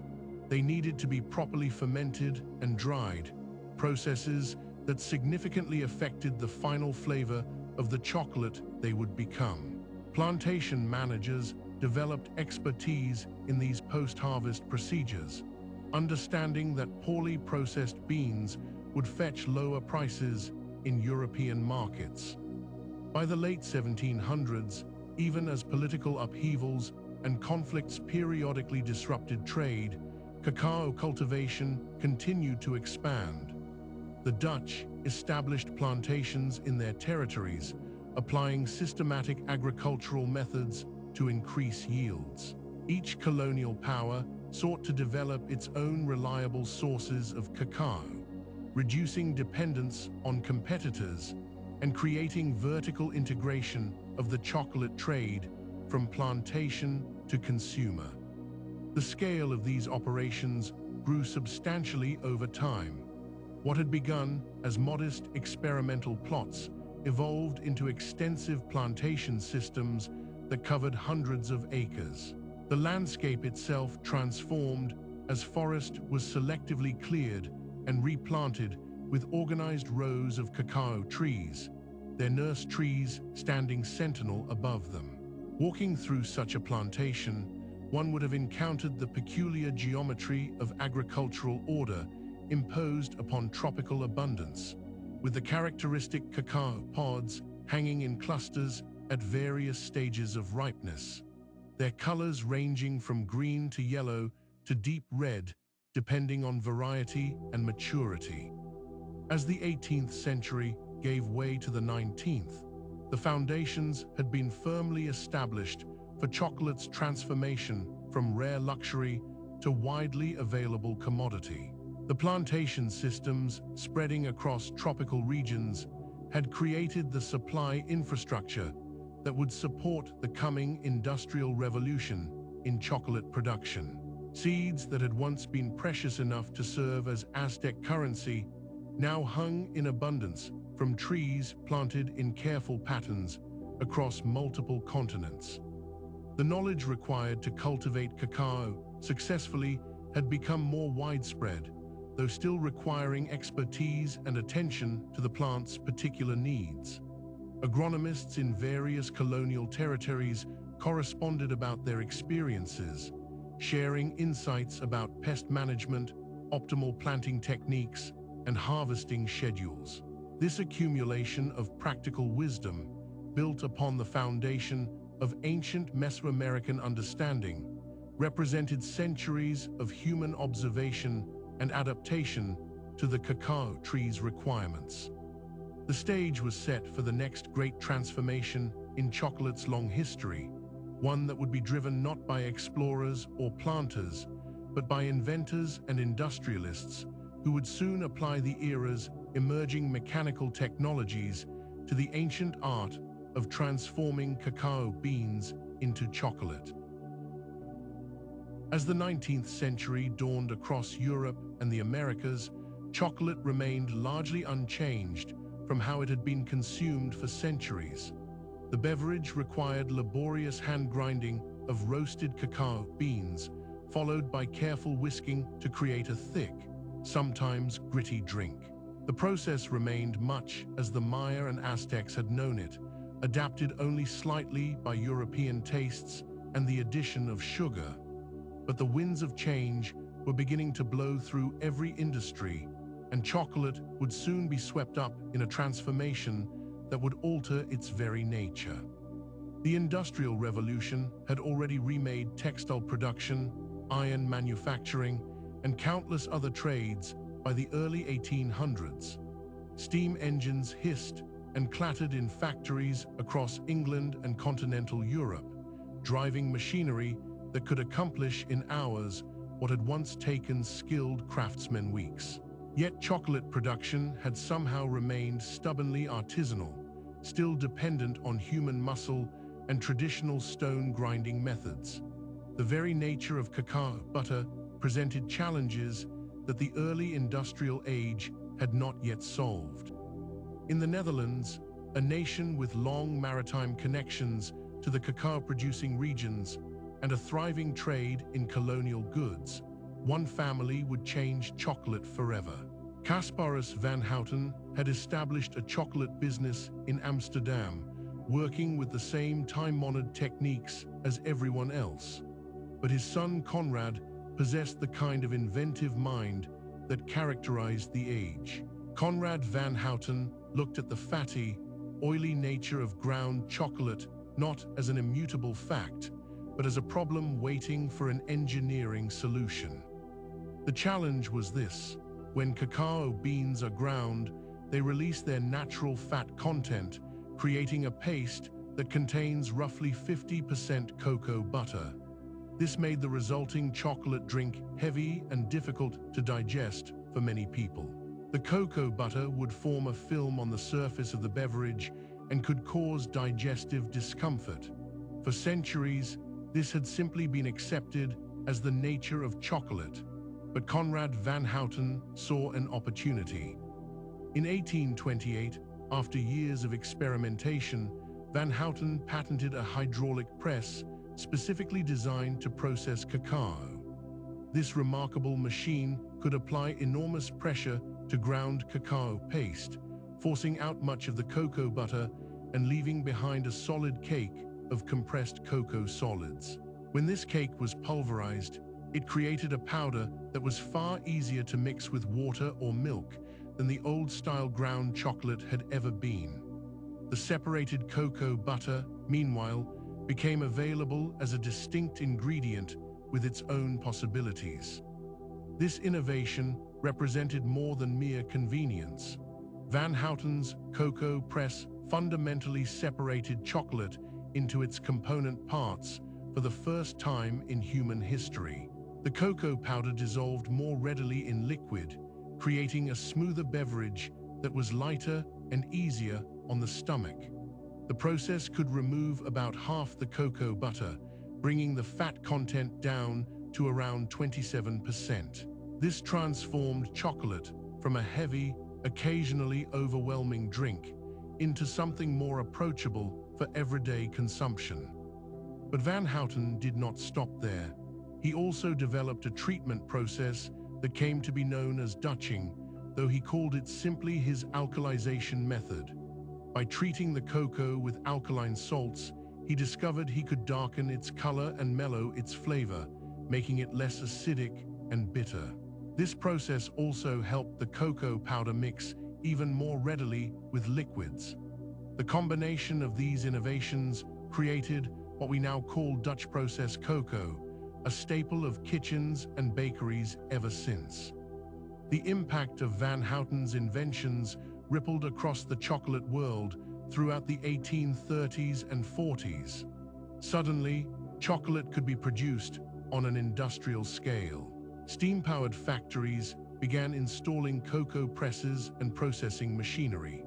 What had once required individual craftsmen could now be accomplished by mechanical processes that ran hour after hour, day after day, with unprecedented consistency and volume.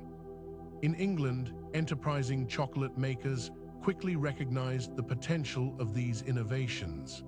The Fry family of Bristol, who had been manufacturing chocolate since the 1700s, embraced the new technology. Their factory became one of the first to install steam-powered grinding mills, which could process far more cacao in a day than any team of workers turning hand-cranked grinders. The rhythmic churning of these machines, driven by the steady power of steam engines, became the new sound of chocolate production. Other machinery followed. Mechanical roasters allowed for more precise control over the critical roasting process, where the beans developed their complex flavors. Previously, roasting had been done in small batches over fires, requiring constant attention and expertise. Now, rotating drums heated by steam could roast larger quantities more evenly. The art was becoming a science, with temperature gauges and timing mechanisms replacing intuition and experience. The factories themselves transformed the landscape. Where chocolate had once been made in small workshops, now purpose-built buildings rose in industrial districts, their tall chimneys releasing the aromatic smoke of roasting cacao. These factories employed dozens, then hundreds of workers who operated the new machinery, tended the grinding mills, and packed the finished products. The scale of production increased exponentially, making chocolate available at prices that more and more people could afford. The separated cocoa butter that Van Houten's press produced also opened new possibilities. This golden, aromatic fat had always been present in chocolate, but now it could be isolated, measured, and added back in controlled amounts. Chocolate makers began experimenting with different ratios, discovering how varying the cocoa butter content affected texture and richness. This crucial innovation would soon enable the creation of eating chocolate, though that breakthrough still lay ahead. As the century progressed, other innovations continued to mechanize and refine the chocolate-making process.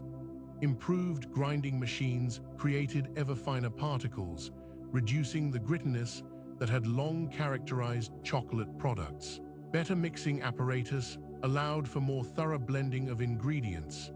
Each advance made chocolate smoother, more consistent, and more pleasant to consume. The transformation happened gradually but relentlessly. A person who had known chocolate in 1800 would scarcely have recognized the products available by mid-century. The heavy, often gritty chocolate drink of earlier eras was giving way to refined cocoa powders that created lighter beverages. The foundation was being laid for even more dramatic changes to come, as chocolatiers began to imagine chocolate not just as something to drink, but as something to eat, a solid confection that could be carried in a pocket or displayed in a shop window.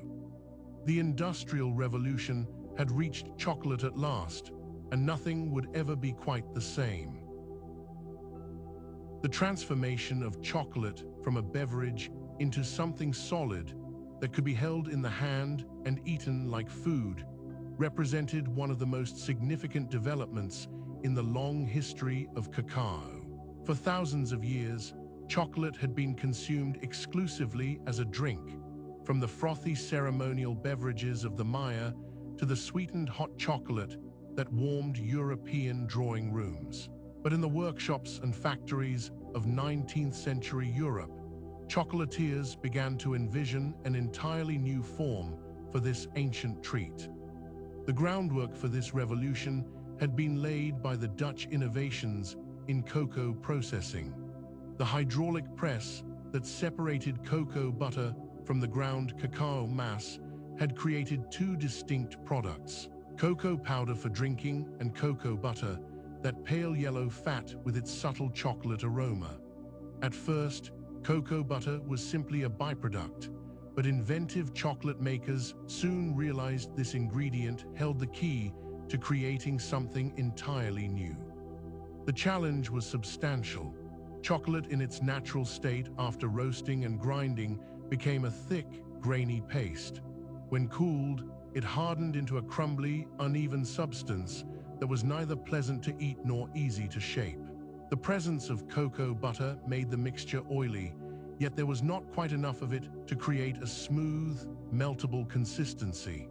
The sugar that had become standard in European chocolate remained granular, creating a gritty texture against the tongue. These obstacles had kept chocolate firmly in the realm of beverages for centuries. The first true breakthroughs in creating edible chocolate occurred in England during the 1840s. The Fry family, who had been making chocolate in Bristol since the 1720s, began experimenting with new formulations in their factory. J.S. Fry and Sons had already adopted the Dutch pressing method for producing cocoa powder, which left them with substantial quantities of cocoa butter. The Fry chocolatiers began adding this cocoa butter back into their chocolate mixture, along with sugar and additional cocoa powder, creating a paste that could be molded. In 1847, the Fry Company produced what many historians recognize as the first modern chocolate bar. By carefully controlling the proportions of cocoa solids, cocoa butter, and sugar, they created a mixture that could be poured into molds and would harden into a solid form that could be broken into pieces and eaten. The texture was still somewhat coarse by later standards, and the flavor remained quite bitter compared to contemporary chocolate, but it represented a genuine innovation. For the first time, chocolate could be carried in a pocket, sold in shops as a solid product, and consumed without any preparation or equipment. The Fry's chocolate cream bar gained popularity gradually. The concept of eating rather than drinking chocolate required a shift in thinking for consumers accustomed to centuries of tradition. Early chocolate bars were marketed as a form of nourishment, a concentrated source of energy that could sustain workers and travelers. The portability of solid chocolate gave it practical advantages that liquid chocolate could never match. Other British chocolate makers quickly followed Fry's lead. The Cadbury brothers, who operated their own chocolate business in Birmingham, recognized the potential of eating chocolate and began developing their own formulations. John Cadbury and his brother Benjamin experimented with different recipes, seeking to create a smoother, more refined product than the somewhat rough early chocolate bars. They invested in new machinery that could grind the chocolate more finely, reducing the graininess that characterized those first solid chocolates. The process of refining chocolate into a smooth, palatable solid required attention to numerous variables. The temperature at which the chocolate was processed affected its final texture. The fineness of the grinding determined how the particles of cocoa and sugar felt on the tongue. The ratio of cocoa butter to cocoa solids influenced whether the chocolate would be brittle and dry or smooth and melting. Through countless experiments and adjustments, these pioneering chocolatiers gradually improved their products. Across Europe and Switzerland, chocolate makers were conducting their own experiments with solid chocolate. The Swiss had developed a reputation for quality chocolate making, and several companies worked to perfect the art of creating eating chocolate. Swiss manufacturers brought a particular attention to smoothness and refinement, spending additional time and effort on grinding and mixing their chocolate to achieve a silkier texture than their British counterparts. One significant Swiss innovation involved prolonged grinding and mixing of the chocolate mass. By extending the processing time and using specialized equipment, Swiss chocolatiers discovered they could break down the cocoa particles to an almost imperceptible fineness. The friction generated during this extended mixing also drove off some of the volatile acids that contributed to chocolate's bitter edge, creating a mellower, more rounded flavor. This process, which would later be called conching, represented a major advance in chocolate quality. The addition of vanilla became another refinement in solid chocolate production. This complementary flavor, itself derived from pods grown in tropical regions, softened chocolate's intensity and added a warm, aromatic note that many consumers found appealing. The combination of chocolate and vanilla would become so standard that future generations would hardly think of them separately. As solid chocolate gained acceptance in the marketplace, chocolate makers began creating variations and filled chocolates. The firm outer shell of molded chocolate could encase softer centers made from flavored creams, fruit pastes, or nut mixtures. These innovations added variety and luxury to the chocolate experience, transforming simple bars into elaborate confections. The market for eating chocolate expanded throughout the 1850s and 60s. As production techniques improved and costs decreased, chocolate bars became accessible to a broader range of consumers. What had once been an expensive luxury began its journey toward becoming an everyday treat. Shop windows displayed an increasing variety of chocolate products, and the distinctive wrapped bars became familiar sights in cities across Europe. The success of solid chocolate opened new possibilities for the industry. Chocolate could now be shipped long distances without the concerns that attended transporting cocoa powder or liquid chocolate. It could be stored for longer periods, sold in smaller quantities, and consumed in situations where preparing a hot beverage was impractical. These practical advantages, combined with the simple pleasure of letting a piece of chocolate slowly melt on the tongue, established eating chocolate as more than just a novelty. By the end of the 1860s, the transformation was well underway. Chocolate was no longer exclusively the dark, bitter beverage that had crossed the Atlantic centuries before. It had become something new, a solid confection that represented both ancient tradition and modern innovation. Yet the story of solid chocolate was far from complete, for the next great breakthrough was already taking shape in the workshops of Swiss chocolatiers, where the challenge of incorporating milk would soon be solved. The Swiss Alps had long been known for their pristine air, their magnificent peaks, and their tradition of careful craftsmanship. By the middle of the 19th century, these mountains would become the unlikely birthplace of one of the world's most beloved confections. The transformation of chocolate from a bitter, somewhat grainy solid into the smooth, creamy delight we know today would take place in the workshops and kitchens of Swiss innovators who refused to accept the limitations of existing chocolate-making techniques. In the town of Vevey, on the shores of Lake Geneva, a young entrepreneur named Daniel Peter had established himself as a candle maker. He had married into a family connected to the chocolate trade, and this relationship sparked his fascination with the possibilities of chocolate confectionery. Peter looked at the chocolate bars that existed in the 1860s and saw room for improvement. These early eating chocolates were often dark, somewhat bitter, and had a texture that many found too intense. Peter wondered if there might be a way to make chocolate more accessible, more appealing to a wider range of palates. His innovative idea was deceptively simple. Milk had been combined with countless foods throughout human history to create richer, more satisfying flavors. Why not add milk to chocolate? The concept seemed straightforward, but the execution would prove extraordinarily difficult. Peter began his experiments with determination, mixing liquid milk with chocolate in various proportions. Each attempt ended in disappointment. The water content in milk caused the chocolate mixture to become moldy, spoiling before it could be properly processed.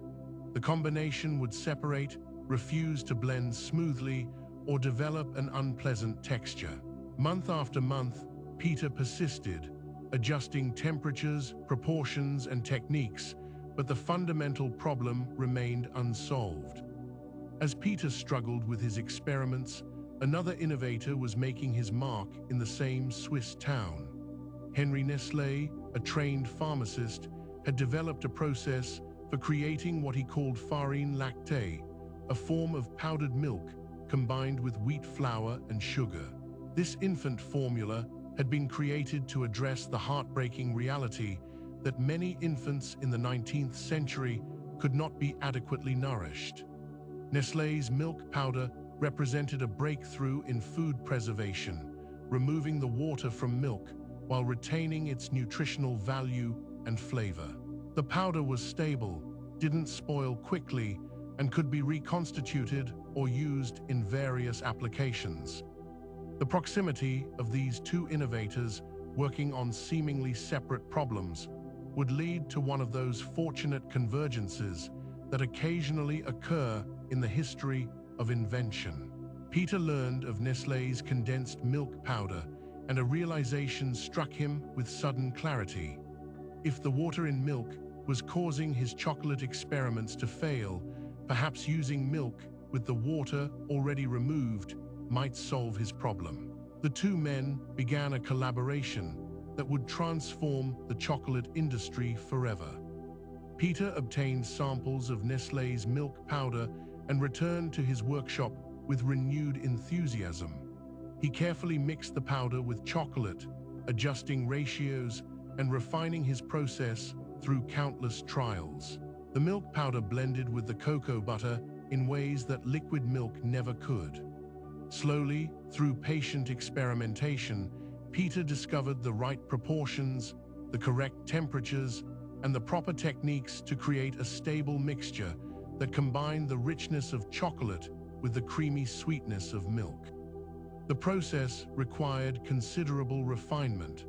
The milk solids had to be thoroughly incorporated into the chocolate mass, which meant extended periods of mixing and careful temperature control.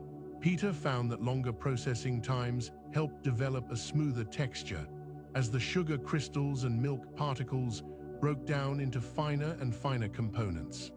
This technique, which would later be formalized as conching, was essential to creating the velvety texture that would characterize milk chocolate. By 1875, after 8 years of persistent experimentation, Daniel Peter had perfected his formula. The resulting product was unlike any chocolate that had come before. It was smoother than dark chocolate, sweeter without being cloying, and had a distinctive creamy quality that came from the milk solids.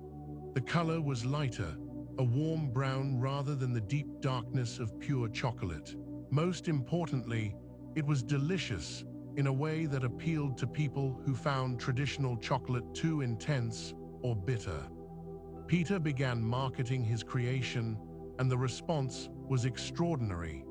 This new milk chocolate found enthusiastic consumers who had previously shown little interest in chocolate confections. Children who might have rejected bitter dark chocolate delighted in the gentler, sweeter milk chocolate. The product appealed to those with more delicate palates, and it opened chocolate consumption to entirely new markets. The success of Peter's milk chocolate inspired other Swiss chocolatiers to develop their own versions and to push the boundaries of chocolate making even further. The Swiss became obsessed with perfecting chocolate's texture, developing techniques to make it ever smoother and more refined. Swiss manufacturers invested in machinery specifically designed to process chocolate for extended periods, grinding and mixing the ingredients until they achieved a fineness measured in microns. Another Swiss innovation came from Rodolphe Lindt, who in 1879 developed what he called the conching process, though Peter had stumbled upon similar principles in his own work. This involved stirring and aerating chocolate at controlled temperatures for many hours or even days. The prolonged mixing achieved several results simultaneously. It reduced the size of sugar and cocoa particles to create an extraordinarily smooth texture. It allowed moisture to evaporate, preventing the graininess that plagued lesser chocolates. It also allowed certain volatile compounds to escape while encouraging the development of more desirable flavor molecules.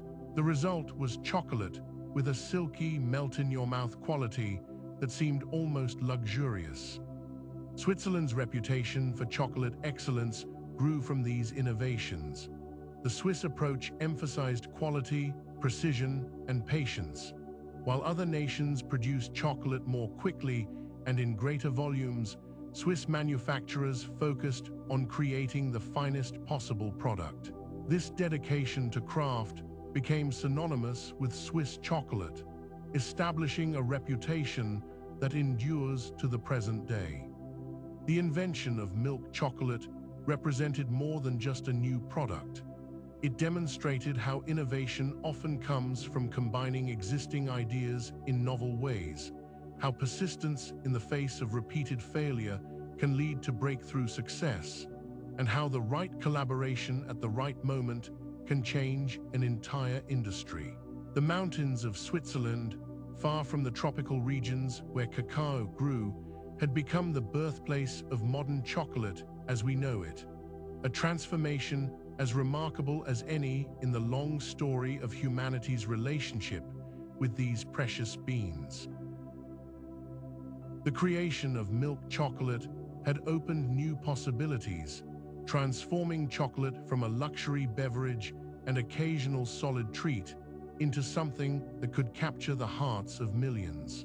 As the 19th century drew to a close and the 20th century dawned, ambitious entrepreneurs across Europe and America recognized an opportunity. The industrial machinery existed, the techniques had been refined, and public appetite for chocolate was growing. What remained was to build enterprises that could produce chocolate at unprecedented scales and reach consumers in ways never before imagined. In the English city of Birmingham, the Cadbury brothers had already established themselves as manufacturers of drinking chocolate and cocoa. John Cadbury had opened a small shop in 1824, selling tea, coffee, and drinking chocolate. He prepared himself using a mortar and pestle. His sons Richard and George inherited the business during difficult times, but they possessed vision and determination. In 1879, they made a decision that would define their company's future. They moved their operations from the cramped quarters of central Birmingham to a greenfield site in the countryside, 4 miles from the city center. They called this new place Bournville, and it was unlike any factory complex that had come before. The Cadbury brothers believed that workers deserved pleasant surroundings, fresh air, and dignity. They built spacious facilities with large windows that flooded the workrooms with natural light. Around the factory, they constructed homes for workers, each with gardens. They added parks, recreational facilities, and schools. This was not merely a factory, but a model community, guided by Quaker principles of social responsibility. The chocolate produced at Bournville carried with it an implicit promise of ethical manufacture, and consumers responded enthusiastically. Cadbury's dairy milk, introduced in 1905 with a higher proportion of milk than previous recipes, would become one of Britain's most beloved chocolate bars. Across the Atlantic, another visionary was building his own chocolate empire from considerably humbler beginnings. Milton Hershey had failed repeatedly in the confectionery business. His attempts to establish caramel companies had met with bankruptcy and disappointment, but Hershey possessed remarkable persistence. He eventually succeeded with the Lancaster Caramel Company, creating a prosperous business coating caramels in chocolate. Yet when he visited the World's Columbian Exposition in Chicago in 1893 and saw German chocolate-making machinery on display, something shifted in his thinking. He became convinced that chocolate itself, not caramels, represented the future. In 1900, Hershey sold his caramel company for a substantial sum and dedicated himself entirely to chocolate. He purchased farmland in the Pennsylvania countryside near his birthplace, in an area surrounded by dairy farms that could supply the fresh milk his manufacturing process would require. Like Cadbury, Hershey envisioned more than a factory. He planned an entire town which would naturally bear his name.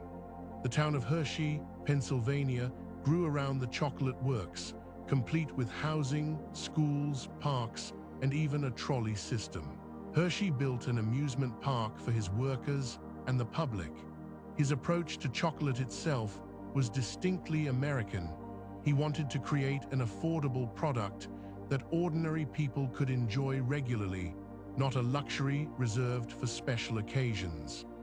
The Hershey's Milk Chocolate Bar, introduced in 1900, had a distinctive taste that resulted from Hershey's particular process of treating milk. The formula produced a slightly acidic note that European chocolatiers might have considered a flaw, but American consumers found it perfectly acceptable, even comforting. It became the taste that defined chocolate for generations of Americans. Hershey's Kisses, introduced in 1907 with their distinctive conical shape, added another iconic product to the company's portfolio. The small, individually wrapped chocolates represented innovation in both form and marketing. Meanwhile, in Switzerland, Jean Tobler had established a chocolate factory in Bern in 1899.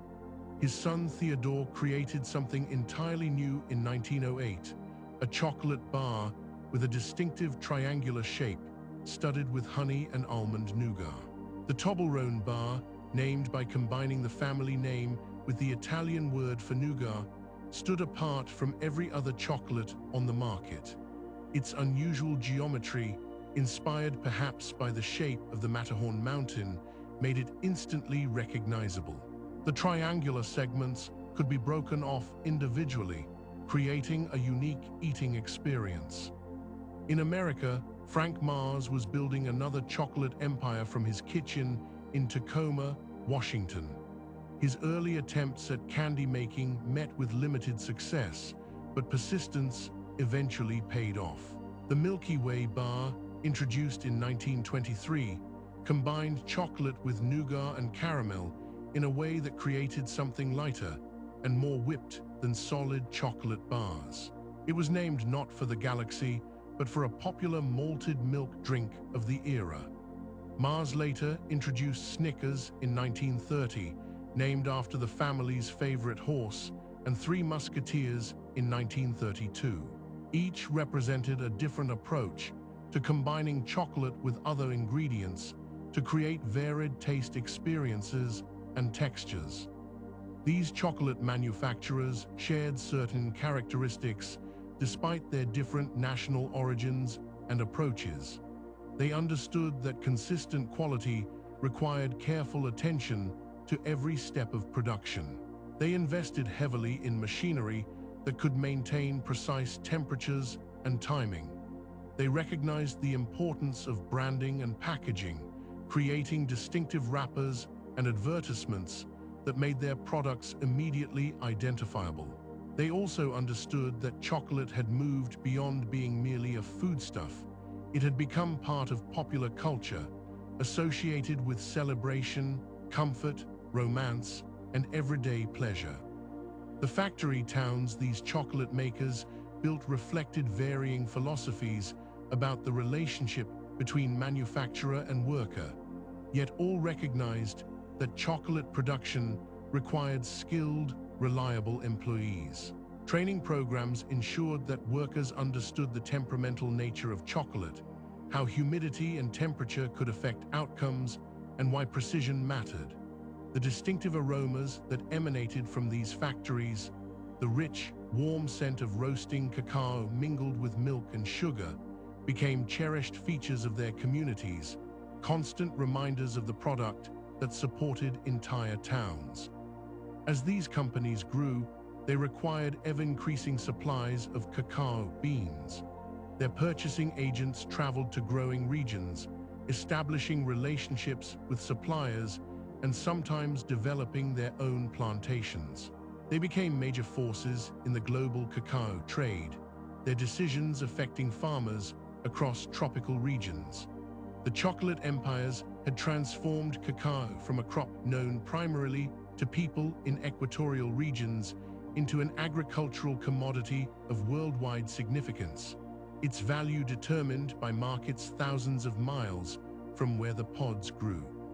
By the early decades of the 20th century, chocolate had completed a remarkable transformation. What ancient Mesoamericans had consumed as a bitter, ceremonial beverage had become a solid confection produced by massive factories and consumed casually by ordinary people across the industrialized world.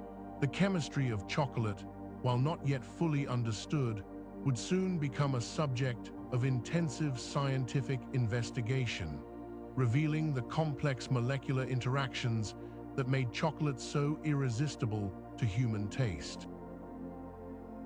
As the great chocolate empires established their factories and built their brands, scientists in laboratories across Europe were embarking on a different kind of exploration.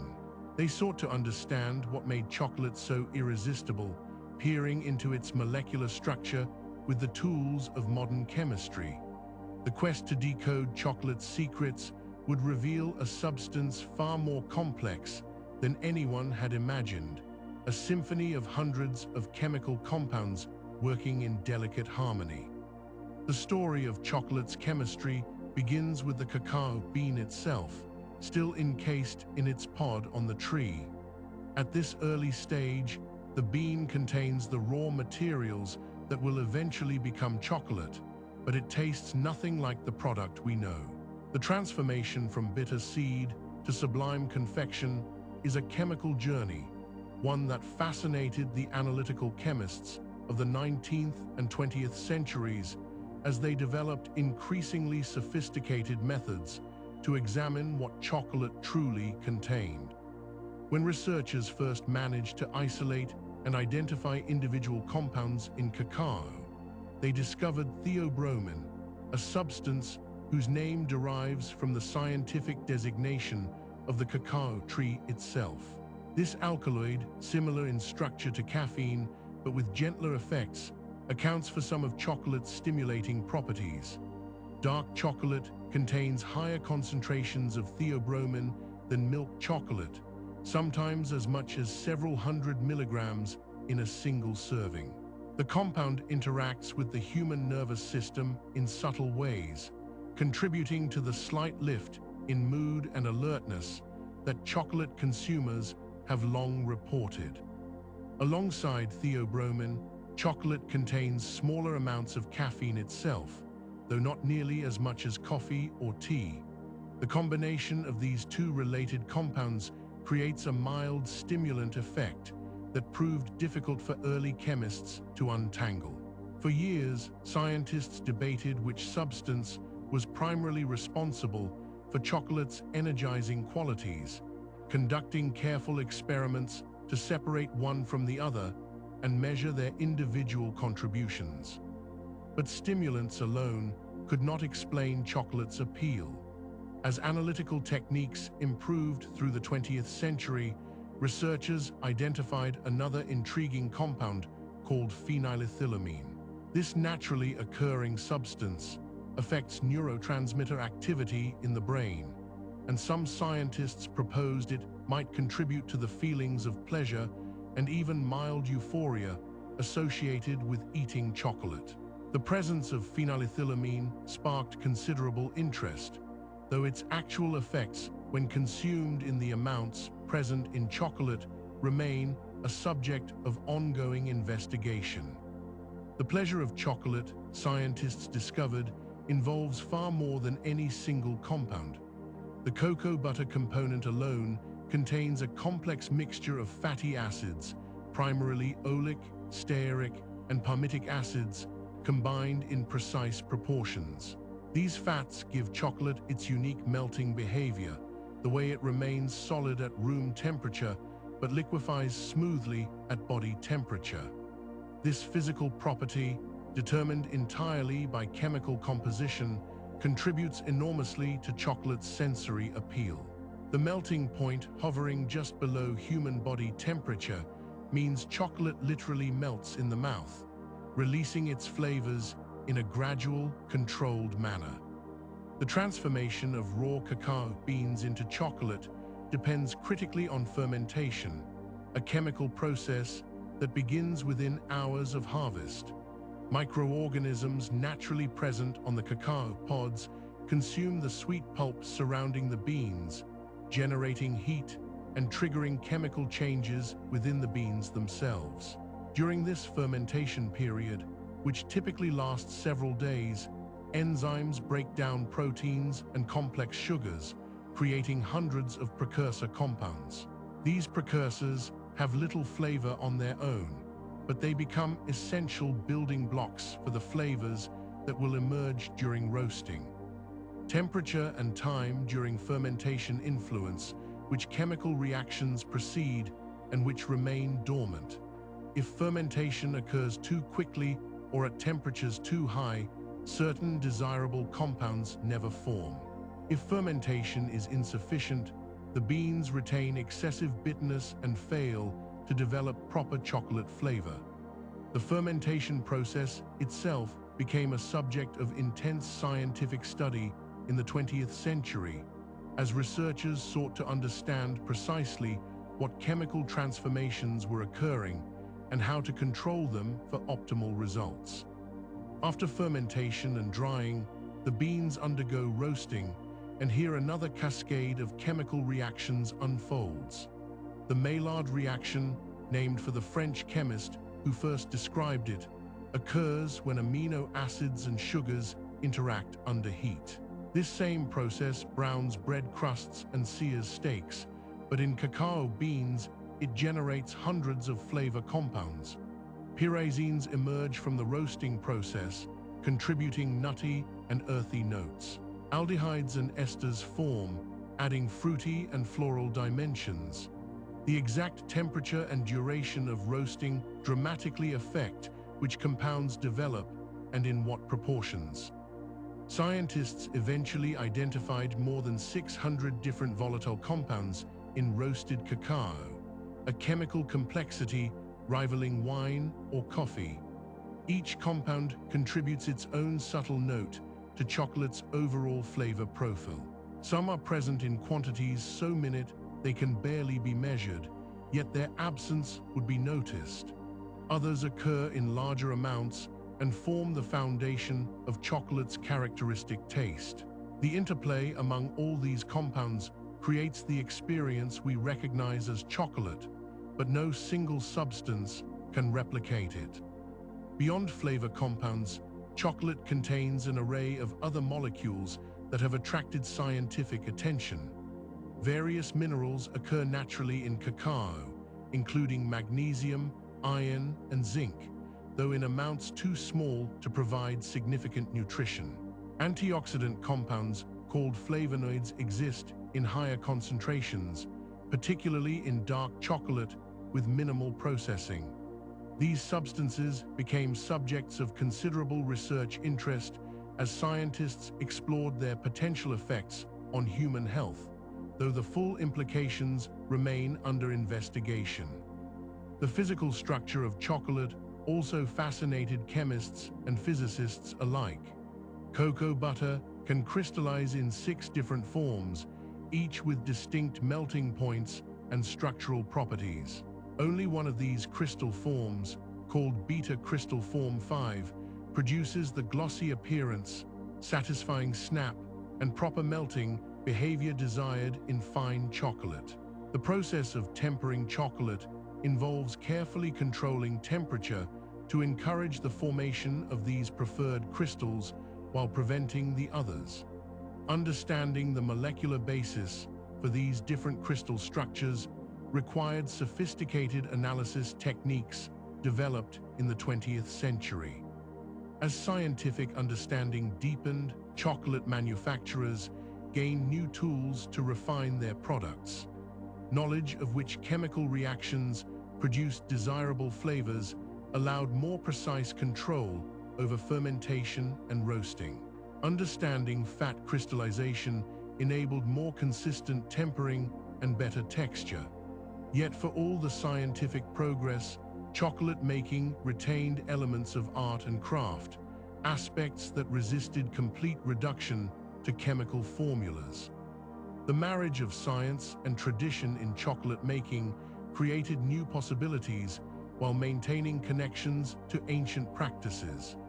Modern chocolate makers could now explain why certain traditional methods worked, understanding the chemistry underlying techniques passed down through generations.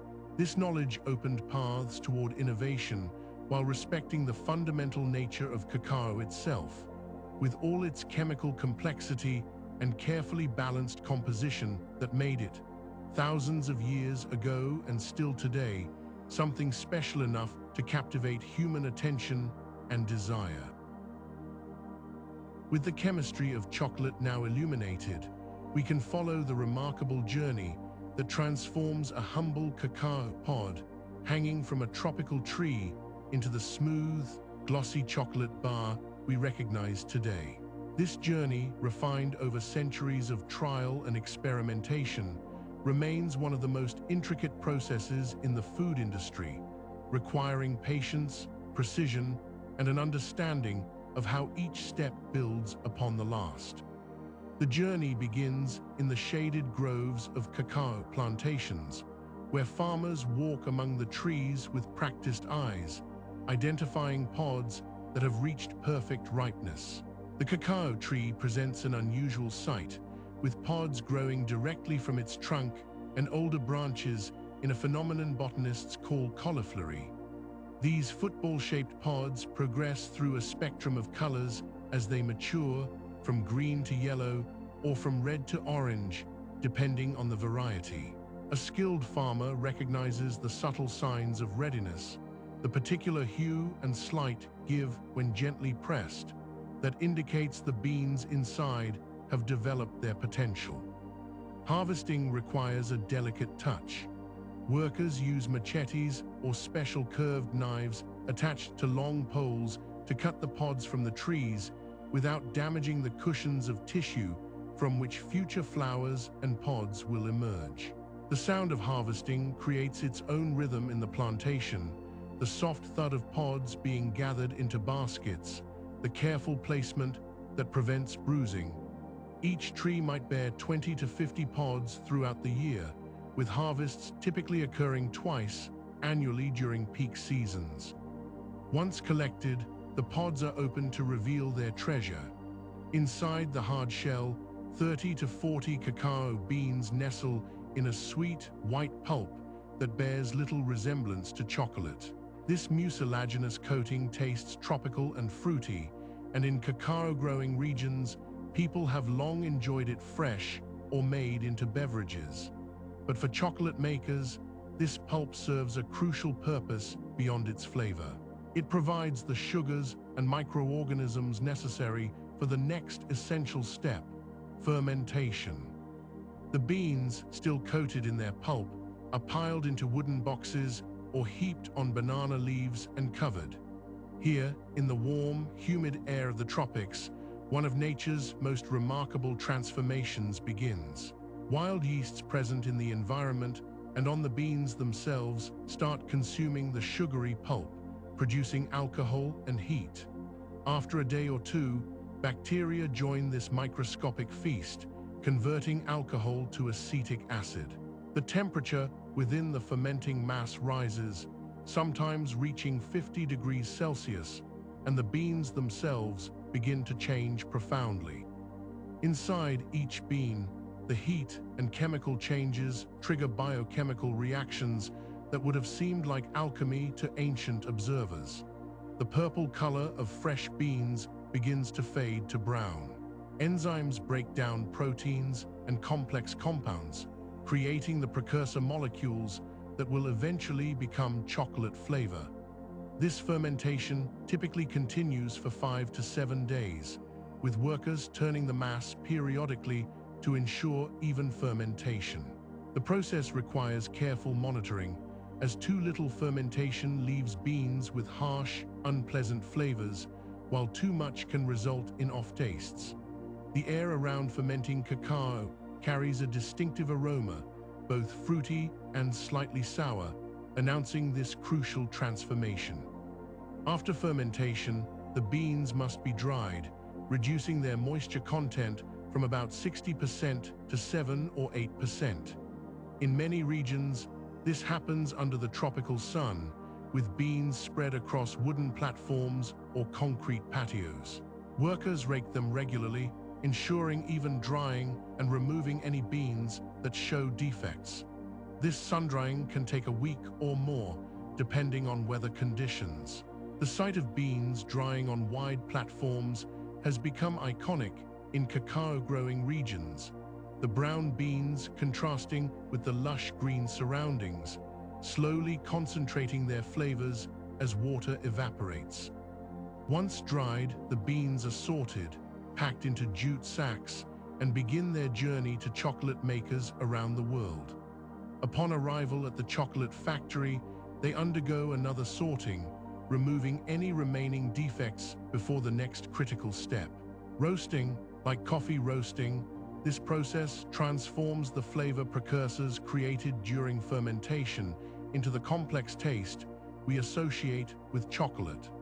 The beans are heated in rotating drums to temperatures typically between 100 and 140 degrees Celsius. The duration and temperature of roasting dramatically influences the final flavor, with lighter roasts preserving more fruity, acidic notes, while darker roasts develop deeper, more robust chocolate flavors. As beans roast, the factory fills with an unmistakable aroma that draws people like a spell. The roasted beans are then cracked and winnowed, a process that removes the thin, papery shells and breaks the beans into small pieces called nibs. These nibs represent the essence of chocolate, containing both cocoa solids and cocoa butter in their natural proportions. The nibs then undergo grinding, where heavy stone rollers or steel discs pulverize them into a thick, flowing paste called chocolate liquor, despite containing no alcohol. The friction of grinding generates heat, melting the cocoa butter and creating a liquid mass. This chocolate liquor can be further processed to separate cocoa butter from cocoa powder, or it can proceed toward becoming eating chocolate. To create chocolate bars, manufacturers combine chocolate liquor with additional ingredients: more cocoa butter for smoothness, sugar for sweetness, and in the case of milk chocolate, milk powder or condensed milk. These ingredients are mixed and then refined, passed through heavy rollers that reduce the particle size to smaller than the tongue can detect, creating that melt-in-your-mouth smoothness. The mixture then enters a machine called a conch, where it is heated and stirred continuously for hours or even days. This conching process, invented in the 19th century, performs multiple functions. It drives off unwanted volatile compounds, further develops flavor, and coats every particle with cocoa butter, creating the flowing consistency and refined taste of quality chocolate. The name comes from the shell-shaped vessels originally used for this process, though modern conches look quite different. Finally comes tempering, perhaps the most technically demanding step. Chocolate must be carefully heated and cooled to specific temperatures, encouraging the cocoa butter to crystallize in the most stable form. Properly tempered chocolate snaps cleanly when broken, has a glossy sheen, and melts smoothly on the tongue. Without correct tempering, chocolate becomes dull and soft, with an unpleasant, grainy texture. The precise temperatures vary depending on the type of chocolate, requiring attention and expertise. The tempered chocolate is then molded, cooled, and wrapped, ready to make its way to shops and homes across the world. From tree to bar, the process might take several weeks or months, each step carefully controlled to preserve and enhance the qualities inherent in those original beans. This intricate chain of transformation, connecting tropical farmers to skilled chocolate makers, represents centuries of accumulated knowledge, turning the seeds of a rainforest tree into one of humanity's most beloved treats. As the techniques of transforming cacao beans into finished chocolate spread across the globe, each culture that embraced this remarkable substance added its own distinctive flavors, methods, and traditions. The universal appeal of chocolate proved adaptable enough to absorb local ingredients and customs, creating a fascinating tapestry of chocolate traditions that spans continents and cultures. In Mexico, where the story of chocolate began thousands of years ago, the ancient traditions never truly disappeared. Mexican hot chocolate maintains its connection to the past through the use of traditional ingredients and preparation methods. The beverage is often prepared with cinnamon, creating a warming spice that complements the earthy cacao. Some regions add a touch of chili pepper, echoing the pre-Columbian preference for complex, spiced chocolate drinks. The traditional wooden whisk, called a molinillo, is still used in many households, its carved rings creating a frothy texture as it spins between the palms. In Oaxaca, chocolate is ground with almonds, cinnamon, and sugar on heated stone metates, much as it has been for generations, creating tablets that dissolve into rich, grainy beverages quite different from the smooth European style. Across the Atlantic, Italy developed its own passionate relationship with chocolate, particularly in the Piedmont region. Here, in the early 19th century, chocolatiers faced a shortage of cacao due to economic blockades and began experimenting with local ingredients to extend their precious chocolate supply. They discovered that hazelnuts, which grew abundantly in the surrounding hills, could be ground into a paste and blended with chocolate to create something entirely new. This combination became known as gianduja, a smooth, creamy mixture that melts luxuriously on the tongue. The hazelnut's sweet, buttery flavor proved to be a perfect partner for chocolate, and gianduja became a source of regional pride. Italian chocolatiers shaped this mixture into small, wrapped candies and spread it into jars, creating products that remain beloved throughout Italy and beyond. Belgium emerged as another center of chocolate excellence, though the country came to chocolate relatively late compared to its European neighbors.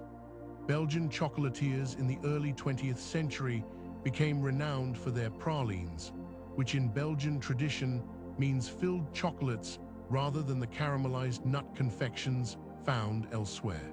These chocolate shells, carefully molded and filled with ganache, buttercream, or other soft centers, became an art form. Belgian chocolate makers prided themselves on using high percentages of cocoa butter and developing exceptionally smooth textures. The country's neutral position in certain trade agreements also allowed access to quality cacao beans from various origins, enabling experimentation and refinement of techniques. Switzerland, already famous for its innovations in chocolate making, developed additional specialties beyond milk chocolate. Swiss chocolate became synonymous with smoothness, achieved through prolonged conching that could last for days. The Alpine nation also embraced the combination of chocolate with other ingredients, creating bars filled with honey and nougat, and developing techniques for creating chocolate with exceptionally fine textures that seemed to dissolve instantly upon touching the tongue. In Spain, particularly in Barcelona and other Catalonian regions, the tradition of chocolate with churros became a cherished ritual. The thick, rich hot chocolate served there is substantially denser than drinking chocolate found elsewhere, almost pudding-like in consistency, perfect for dipping the crispy, ridged pastries called churros. This combination became a popular breakfast or late-night indulgence, and the chocolate shops called chocolaterias became gathering places where generations shared this simple pleasure. Austria and Germany developed their own chocolate cultures, with elaborately decorated chocolate cakes becoming centerpieces of café society. The Viennese Sachertorte, created in the 19th century, layered chocolate cake with apricot preserves and covered everything in a glossy chocolate glaze. Germany's Black Forest region gave its name to a cake combining chocolate, cherries, and cream, though the exact origins remain pleasantly mysterious. When chocolate reached Japan in the late 19th century, it entered a culture with its own sophisticated confectionery traditions. Japanese chocolatiers approached chocolate with the same attention to detail and seasonal awareness that characterized traditional Japanese sweets. They created delicate bonbons with flavors like matcha green tea, yuzu citrus, and sakura cherry blossom, packaging them with elegant restraint.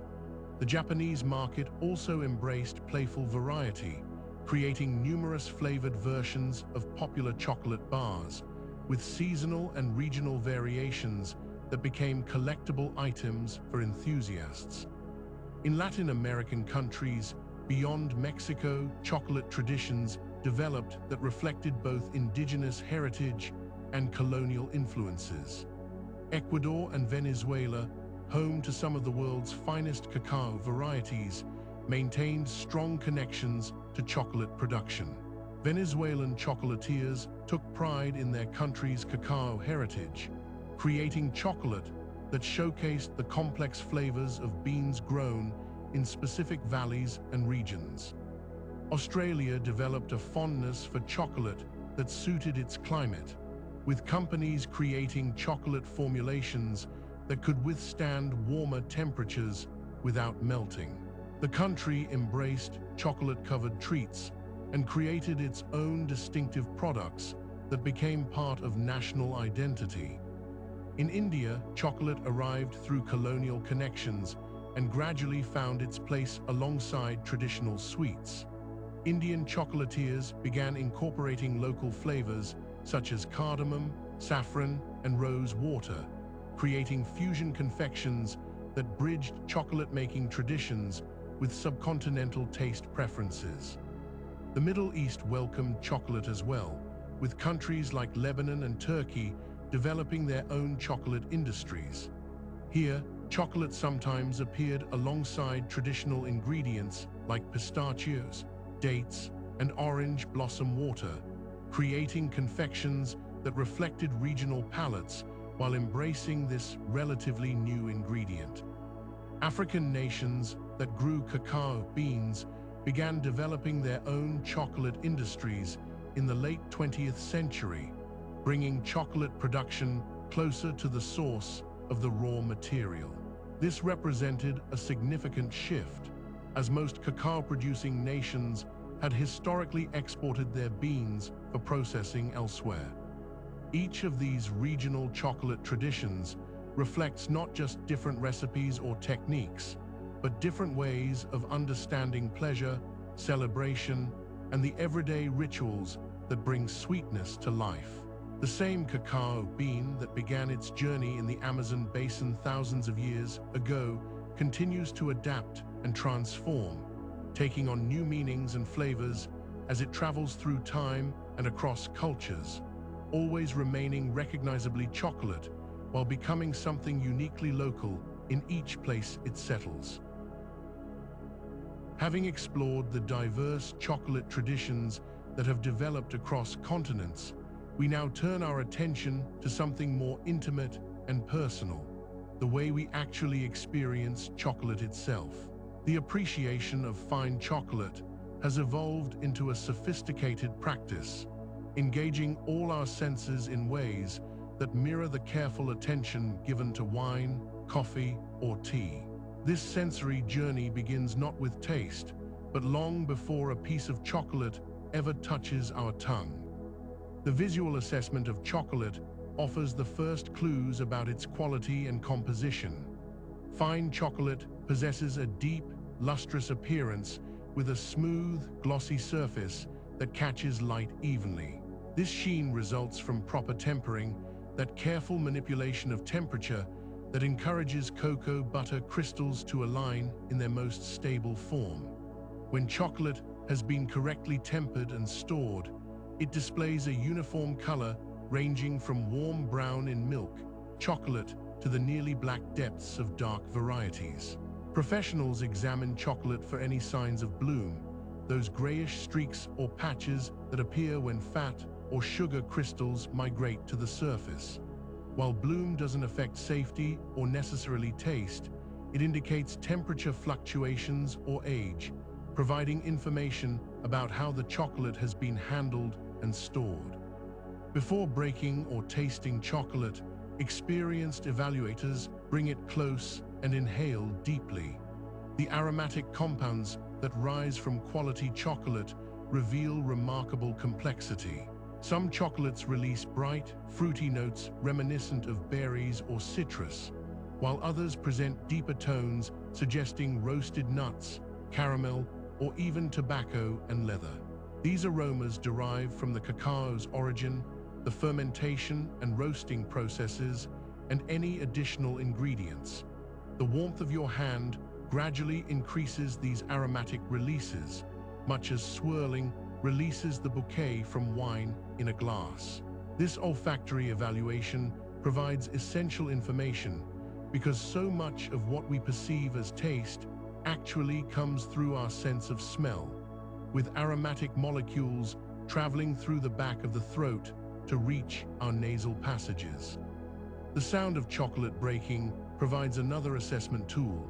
A clean, crisp snap indicates proper tempering and appropriate cocoa butter content. Milk chocolate produces a softer break than dark varieties due to its different composition, but within each category, that decisive crack suggests quality craftsmanship. Chocolate that bends rather than snaps, or that crumbles into irregular pieces, may have been improperly tempered or may contain too many added ingredients that interfere with the cocoa butter's crystalline structure. The tactile dimension of chocolate evaluation encompasses both how it feels to the fingers and, more importantly, how it behaves in the mouth. Before tasting, touching chocolate to the lips reveals information about melting point. Fine chocolate begins softening immediately upon contact with skin, demonstrating the precise formulation that allows cocoa butter to melt at just below human body temperature. This characteristic contributes essentially to chocolate's appeal, creating that luxurious sensation as solid transforms to liquid warmth. When chocolate finally enters the mouth, the textural experience unfolds in stages.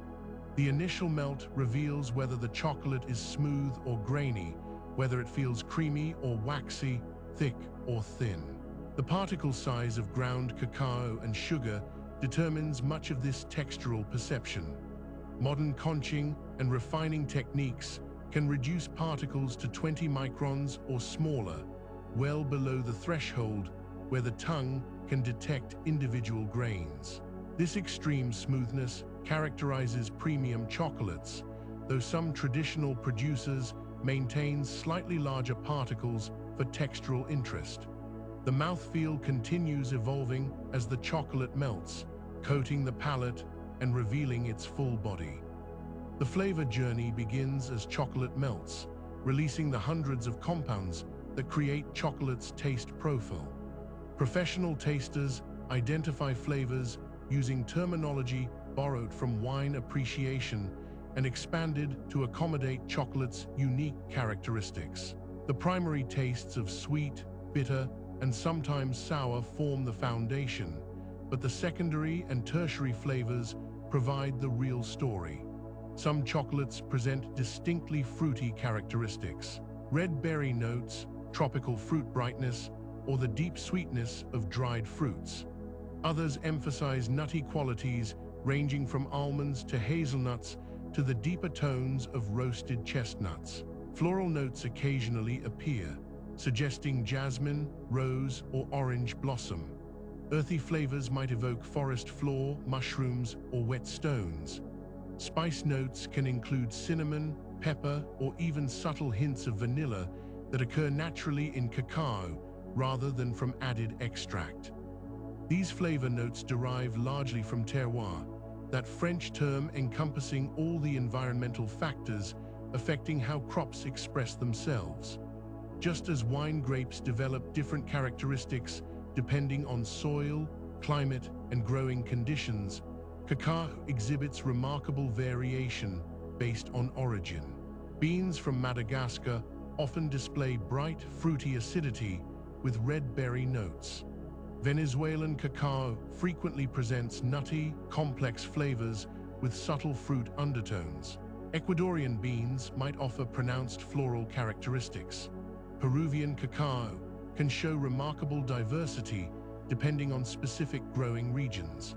The genetic variety of cacao also influences flavor, with rare Criollo beans typically producing more delicate, complex flavors than the hardier Forastero varieties that dominate commercial production. The fermentation process following harvest contributes enormously to flavor development. During those crucial days when beans rest in boxes or under banana leaves, microbial action and internal chemical changes create many of the precursor compounds that will later develop into chocolate flavor during roasting. The duration and temperature of roasting then determine how these precursors transform, much as roasting coffee beans develops their characteristic taste. Light roasting preserves more of the fruit and floral notes inherent in the beans, while darker roasting develops deeper, more robust flavors with increased bitterness and decreased acidity. Professional chocolate tasters evaluate how flavors evolve across three phases: the initial attack, the mid-palate development, and the finish. Some chocolates present their flavors immediately and directly, while others reveal complexity gradually as different compounds release at different rates. The finish refers to flavors that linger after swallowing, and a long, pleasant finish with evolving notes indicates quality and complexity. Less refined chocolates may fade quickly or leave behind unpleasant metallic or chemical aftertastes. The percentage of cacao content printed on many chocolate bars indicates how much of the product comes from cacao beans rather than added ingredients. A bar labeled 70% cacao contains 70% cocoa solids and cocoa butter combined, with the remaining 30% typically being sugar and perhaps vanilla or lecithin. Higher percentages aren't automatically better. Rather, they represent different styles. Some exceptional chocolates shine at 60%, while others need 80% to achieve their maker's vision. The key lies in balance, with all elements working harmoniously together rather than any single characteristic dominating. As the craft chocolate movement has grown, appreciation for sensory evaluation has expanded beyond professional circles. Chocolate shops now offer tasting flights arranged by origin or percentage, guiding customers through comparative experiences. Online communities share tasting notes and debate the merits of specific makers and regions. This democratization of chocolate appreciation mirrors earlier movements in coffee and wine, empowering consumers to make informed choices based on personal preference rather than simply selecting familiar brands. With this understanding of how we perceive and evaluate chocolate through our senses, we prepare to examine where that chocolate originates, turning our attention next to the tropical regions where cacao grows and the modern practices that bring those beans from distant farms to our appreciative palates. Having explored the refined art of tasting and evaluating chocolate, we now turn our attention to where this remarkable story continues to unfold each day in the present moment. The journey from ancient Amazonian forests to today's chocolate bars depends entirely on the patient cultivation of cacao trees in tropical regions scattered around the Earth's equatorial belt, where dedicated farmers tend their groves with knowledge accumulated across generations. The modern cacao tree remains as particular about its growing conditions as its wild ancestors. These trees thrive only within a narrow band approximately 20 degrees north and 20 degrees south of the equator, where temperature, rainfall, and humidity meet their exacting requirements. The gentle warmth of tropical regions, consistent moisture throughout most of the year, and the dappled shade provided by taller canopy trees create the perfect environment for cacao to flourish. Walk through a cacao plantation today, and you might notice how the trees grow beneath the protective branches of banana plants, coconut palms, or hardwood species that shield them from harsh sunlight while allowing filtered light to reach their broad leaves. West Africa has emerged as the heartland of global cacao production, with Côte d'Ivoire and Ghana together supplying well over half of the world's cacao beans. The story of how cacao crossed from South America to Africa unfolds gradually through the colonial period, with Portuguese traders introducing the crop to islands off the African coast before cultivation expanded to the mainland in the late 19th and early 20th centuries. The climate and soil conditions in West African coastal regions proved remarkably suitable for cacao cultivation, and smallholder farmers developed expertise in growing these trees alongside their other crops. In Côte d'Ivoire, vast numbers of small family farms produce the bulk of the nation's cacao, with trees often growing in plots of just a few acres. The farmers who tend these trees have inherited techniques from their parents and grandparents, understanding the rhythms of the cacao growing season as intimately as the patterns of rain and sun. Ghana's cacao industry operates with somewhat more governmental oversight and quality control systems, contributing to a reputation for consistency that chocolate manufacturers value highly. Latin America, the original home of cacao, continues to produce significant quantities of beans, though on a smaller scale than Africa. Ecuador stands out as a particularly important source, especially for a variety of cacao known as national, which produces beans prized for their complex floral and fruity characteristics. The country's diverse microclimates and long history of cacao cultivation have created ideal conditions for growing high-quality beans that command premium prices from chocolate makers seeking distinctive flavors.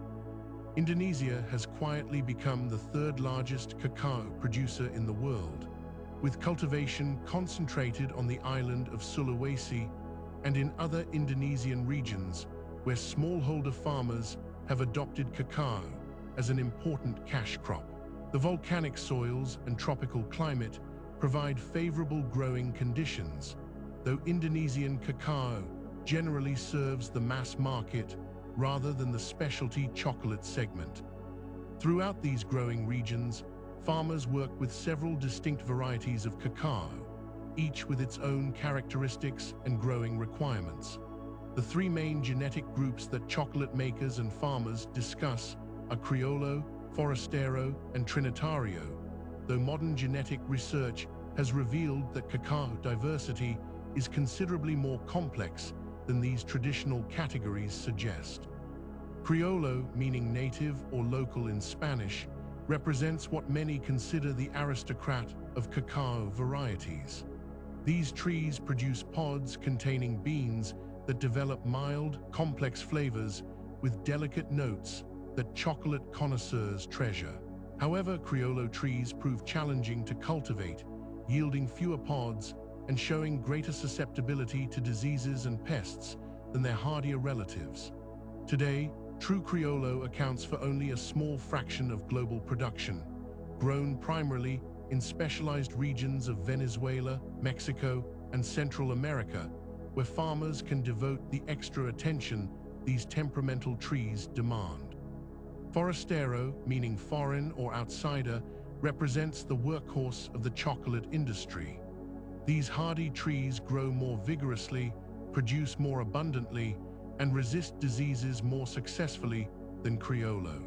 The beans tend towards stronger, more straightforward chocolate flavors without the subtle complexity of Criollo, making them ideal for mass-market chocolate production where consistency and reliability matter more than nuanced flavor profiles. The vast majority of West African cacao comes from Forastero varieties, particularly a type known as a Milanado that thrives in the region's conditions. Trinitario emerged on the island of Trinidad, as its name suggests, from natural hybridization between Criollo and Forastero types. These trees combine some of the flavor qualities of Criollo with the vigor and disease resistance of Forastero, creating a middle path that many farmers and chocolate makers find appealing. Trinitario cultivation has spread throughout the Caribbean, Central America, and parts of South America, where it produces beans suitable for fine chocolate while offering more reliable yields than pure Criollo. The craft chocolate movement of recent decades has brought renewed attention to cacao origins and varieties, with small-scale chocolate makers seeking out specific farms and regions to create distinctive products. These bean-to-bar chocolate makers often work directly with farmer cooperatives or individual growers, paying premium prices for carefully cultivated and processed beans. This direct trade model allows farmers to invest in better practices while giving chocolate makers greater control over their supply chain and deeper knowledge of where their cacao originates. Sustainable farming practices have become increasingly important considerations in modern cacao cultivation. Many growing regions face environmental pressures as farmers balance productivity with forest conservation. Shade-grown cacao, where trees grow beneath a diverse canopy of other species, provides habitat for wildlife while protecting soil health and creating more resilient farming systems. Organic certification appeals to some farmers and chocolate makers, though the process of transitioning to organic methods and maintaining certification requires resources that small-scale farmers sometimes struggle to afford. The fermentation and drying stages that occur at the farm level profoundly influence the flavor potential locked within cacao beans. After harvest, farmers pile fresh beans together, often covering them with banana leaves or placing them in wooden boxes where natural fermentation begins. Microorganisms transform the sugars in the surrounding pulp, generating heat and triggering chemical changes within the beans that develop the precursors to chocolate flavor. The skill with which farmers manage this fermentation, turning the beans at appropriate intervals and monitoring the process, makes the difference between mediocre and exceptional raw material for chocolate making. Following fermentation, beans must be carefully dried to prevent spoilage and prepare them for shipping. In many regions, farmers spread beans on raised platforms or mats where tropical sun gradually reduces moisture content over several days. The attention paid to even drying and protection from rain during this vulnerable period affects the quality of the final product that will eventually reach chocolate makers thousands of miles away. As consciousness grows about the origins of our food, more chocolate lovers find themselves curious about the specific farms and regions where their favorite bars begin their journey. Single-origin chocolates bearing names like Madagascar, Peru, or Ecuador promise distinct flavor experiences shaped by local conditions and cacao varieties. This geographical awareness echoes the terroir concept familiar from wine, acknowledging that place and process together create the foundation for everything that follows in the transformation of cacao beans into the chocolate that has captivated humanity across centuries and continents. The story of chocolate, which began thousands of years ago in the rainforests of the Amazon, continues to unfold in our modern world, with new chapters being written each day. As we rest here at the end of our journey through chocolate's remarkable history, we find ourselves at a fascinating crossroads where ancient traditions meet cutting-edge innovation, where global challenges inspire creative solutions, and where humanity's enduring love for chocolate shapes its future in unexpected ways. In laboratories around the world, scientists are working to decode the complete genetic makeup of the cacao tree, mapping its DNA to understand how different varieties develop their unique flavors and characteristics. This genomic research promises to help farmers cultivate trees that are more resistant to diseases while still producing beans with exceptional taste. The careful work of these researchers, examining microscopic genetic sequences, connects directly back to those ancient Mesoamerican farmers who first selected and cultivated the most promising cacao trees in their forest gardens. Climate change presents one of the most significant challenges facing cacao cultivation in the coming decades. The delicate cacao tree, which thrives only in specific conditions within 20 degrees of the equator, faces potential disruption as weather patterns shift and temperatures rise. Scientists project that traditional growing regions may become less suitable for cacao cultivation by mid-century. In response, agricultural researchers are exploring ways to help cacao adapt, including developing varieties that can tolerate slightly different conditions and identifying new potential growing regions at higher elevations where temperatures remain favorable. The chocolate industry is also turning its attention to the social and economic structures that have long shaped cacao production. Many initiatives now focus on improving the livelihoods of the farming families who grow cacao, addressing concerns about fair compensation and sustainable practices. Direct trade relationships between chocolate makers and farming communities are becoming more common, creating transparent supply chains where consumers can trace their chocolate back to specific cooperatives or even individual farms. Technology is transforming how chocolate is made and experienced in ways that would astonish the European chocolatiers of previous centuries. Three-dimensional printing technology now allows chocolatiers to create intricate designs and structures that would be impossible to achieve through traditional molding. Computer-controlled tempering machines ensure perfect crystalline structures in chocolate with scientific precision. Some experimental chocolate makers are even using fermentation techniques borrowed from craft brewing and winemaking, carefully controlling temperature and microbial activity to develop specific flavor profiles in cacao beans. The rise of craft chocolate makers over the past 2 decades mirrors the craft movements in beer and coffee, with small batch producers emphasizing quality, transparency, and distinctive flavors.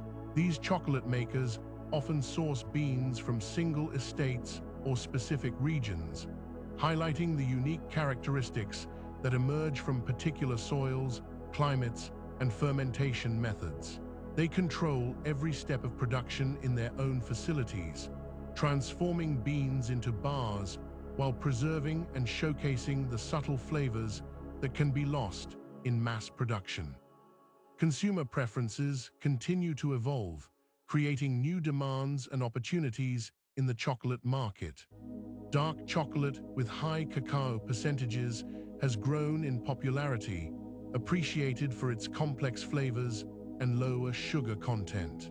Ruby chocolate, developed through processing techniques that emphasize certain naturally occurring compounds in cacao beans, introduced a new category with its distinctive pink color and fruity flavor profile. Alternative sweeteners, plant-based milk substitutes, and inclusion of unexpected ingredients from exotic salts to unique spices reflect changing tastes and dietary considerations. The exploration of cacao's health properties continues to generate research and interest. Scientists study the flavonols and other compounds found in chocolate, investigating their effects on human physiology through carefully controlled studies. While researchers maintain appropriate caution about making definitive claims, the ongoing investigation into chocolate's components adds another dimension to our understanding of this remarkable food. Innovations in agriculture aim to make cacao farming more sustainable and productive.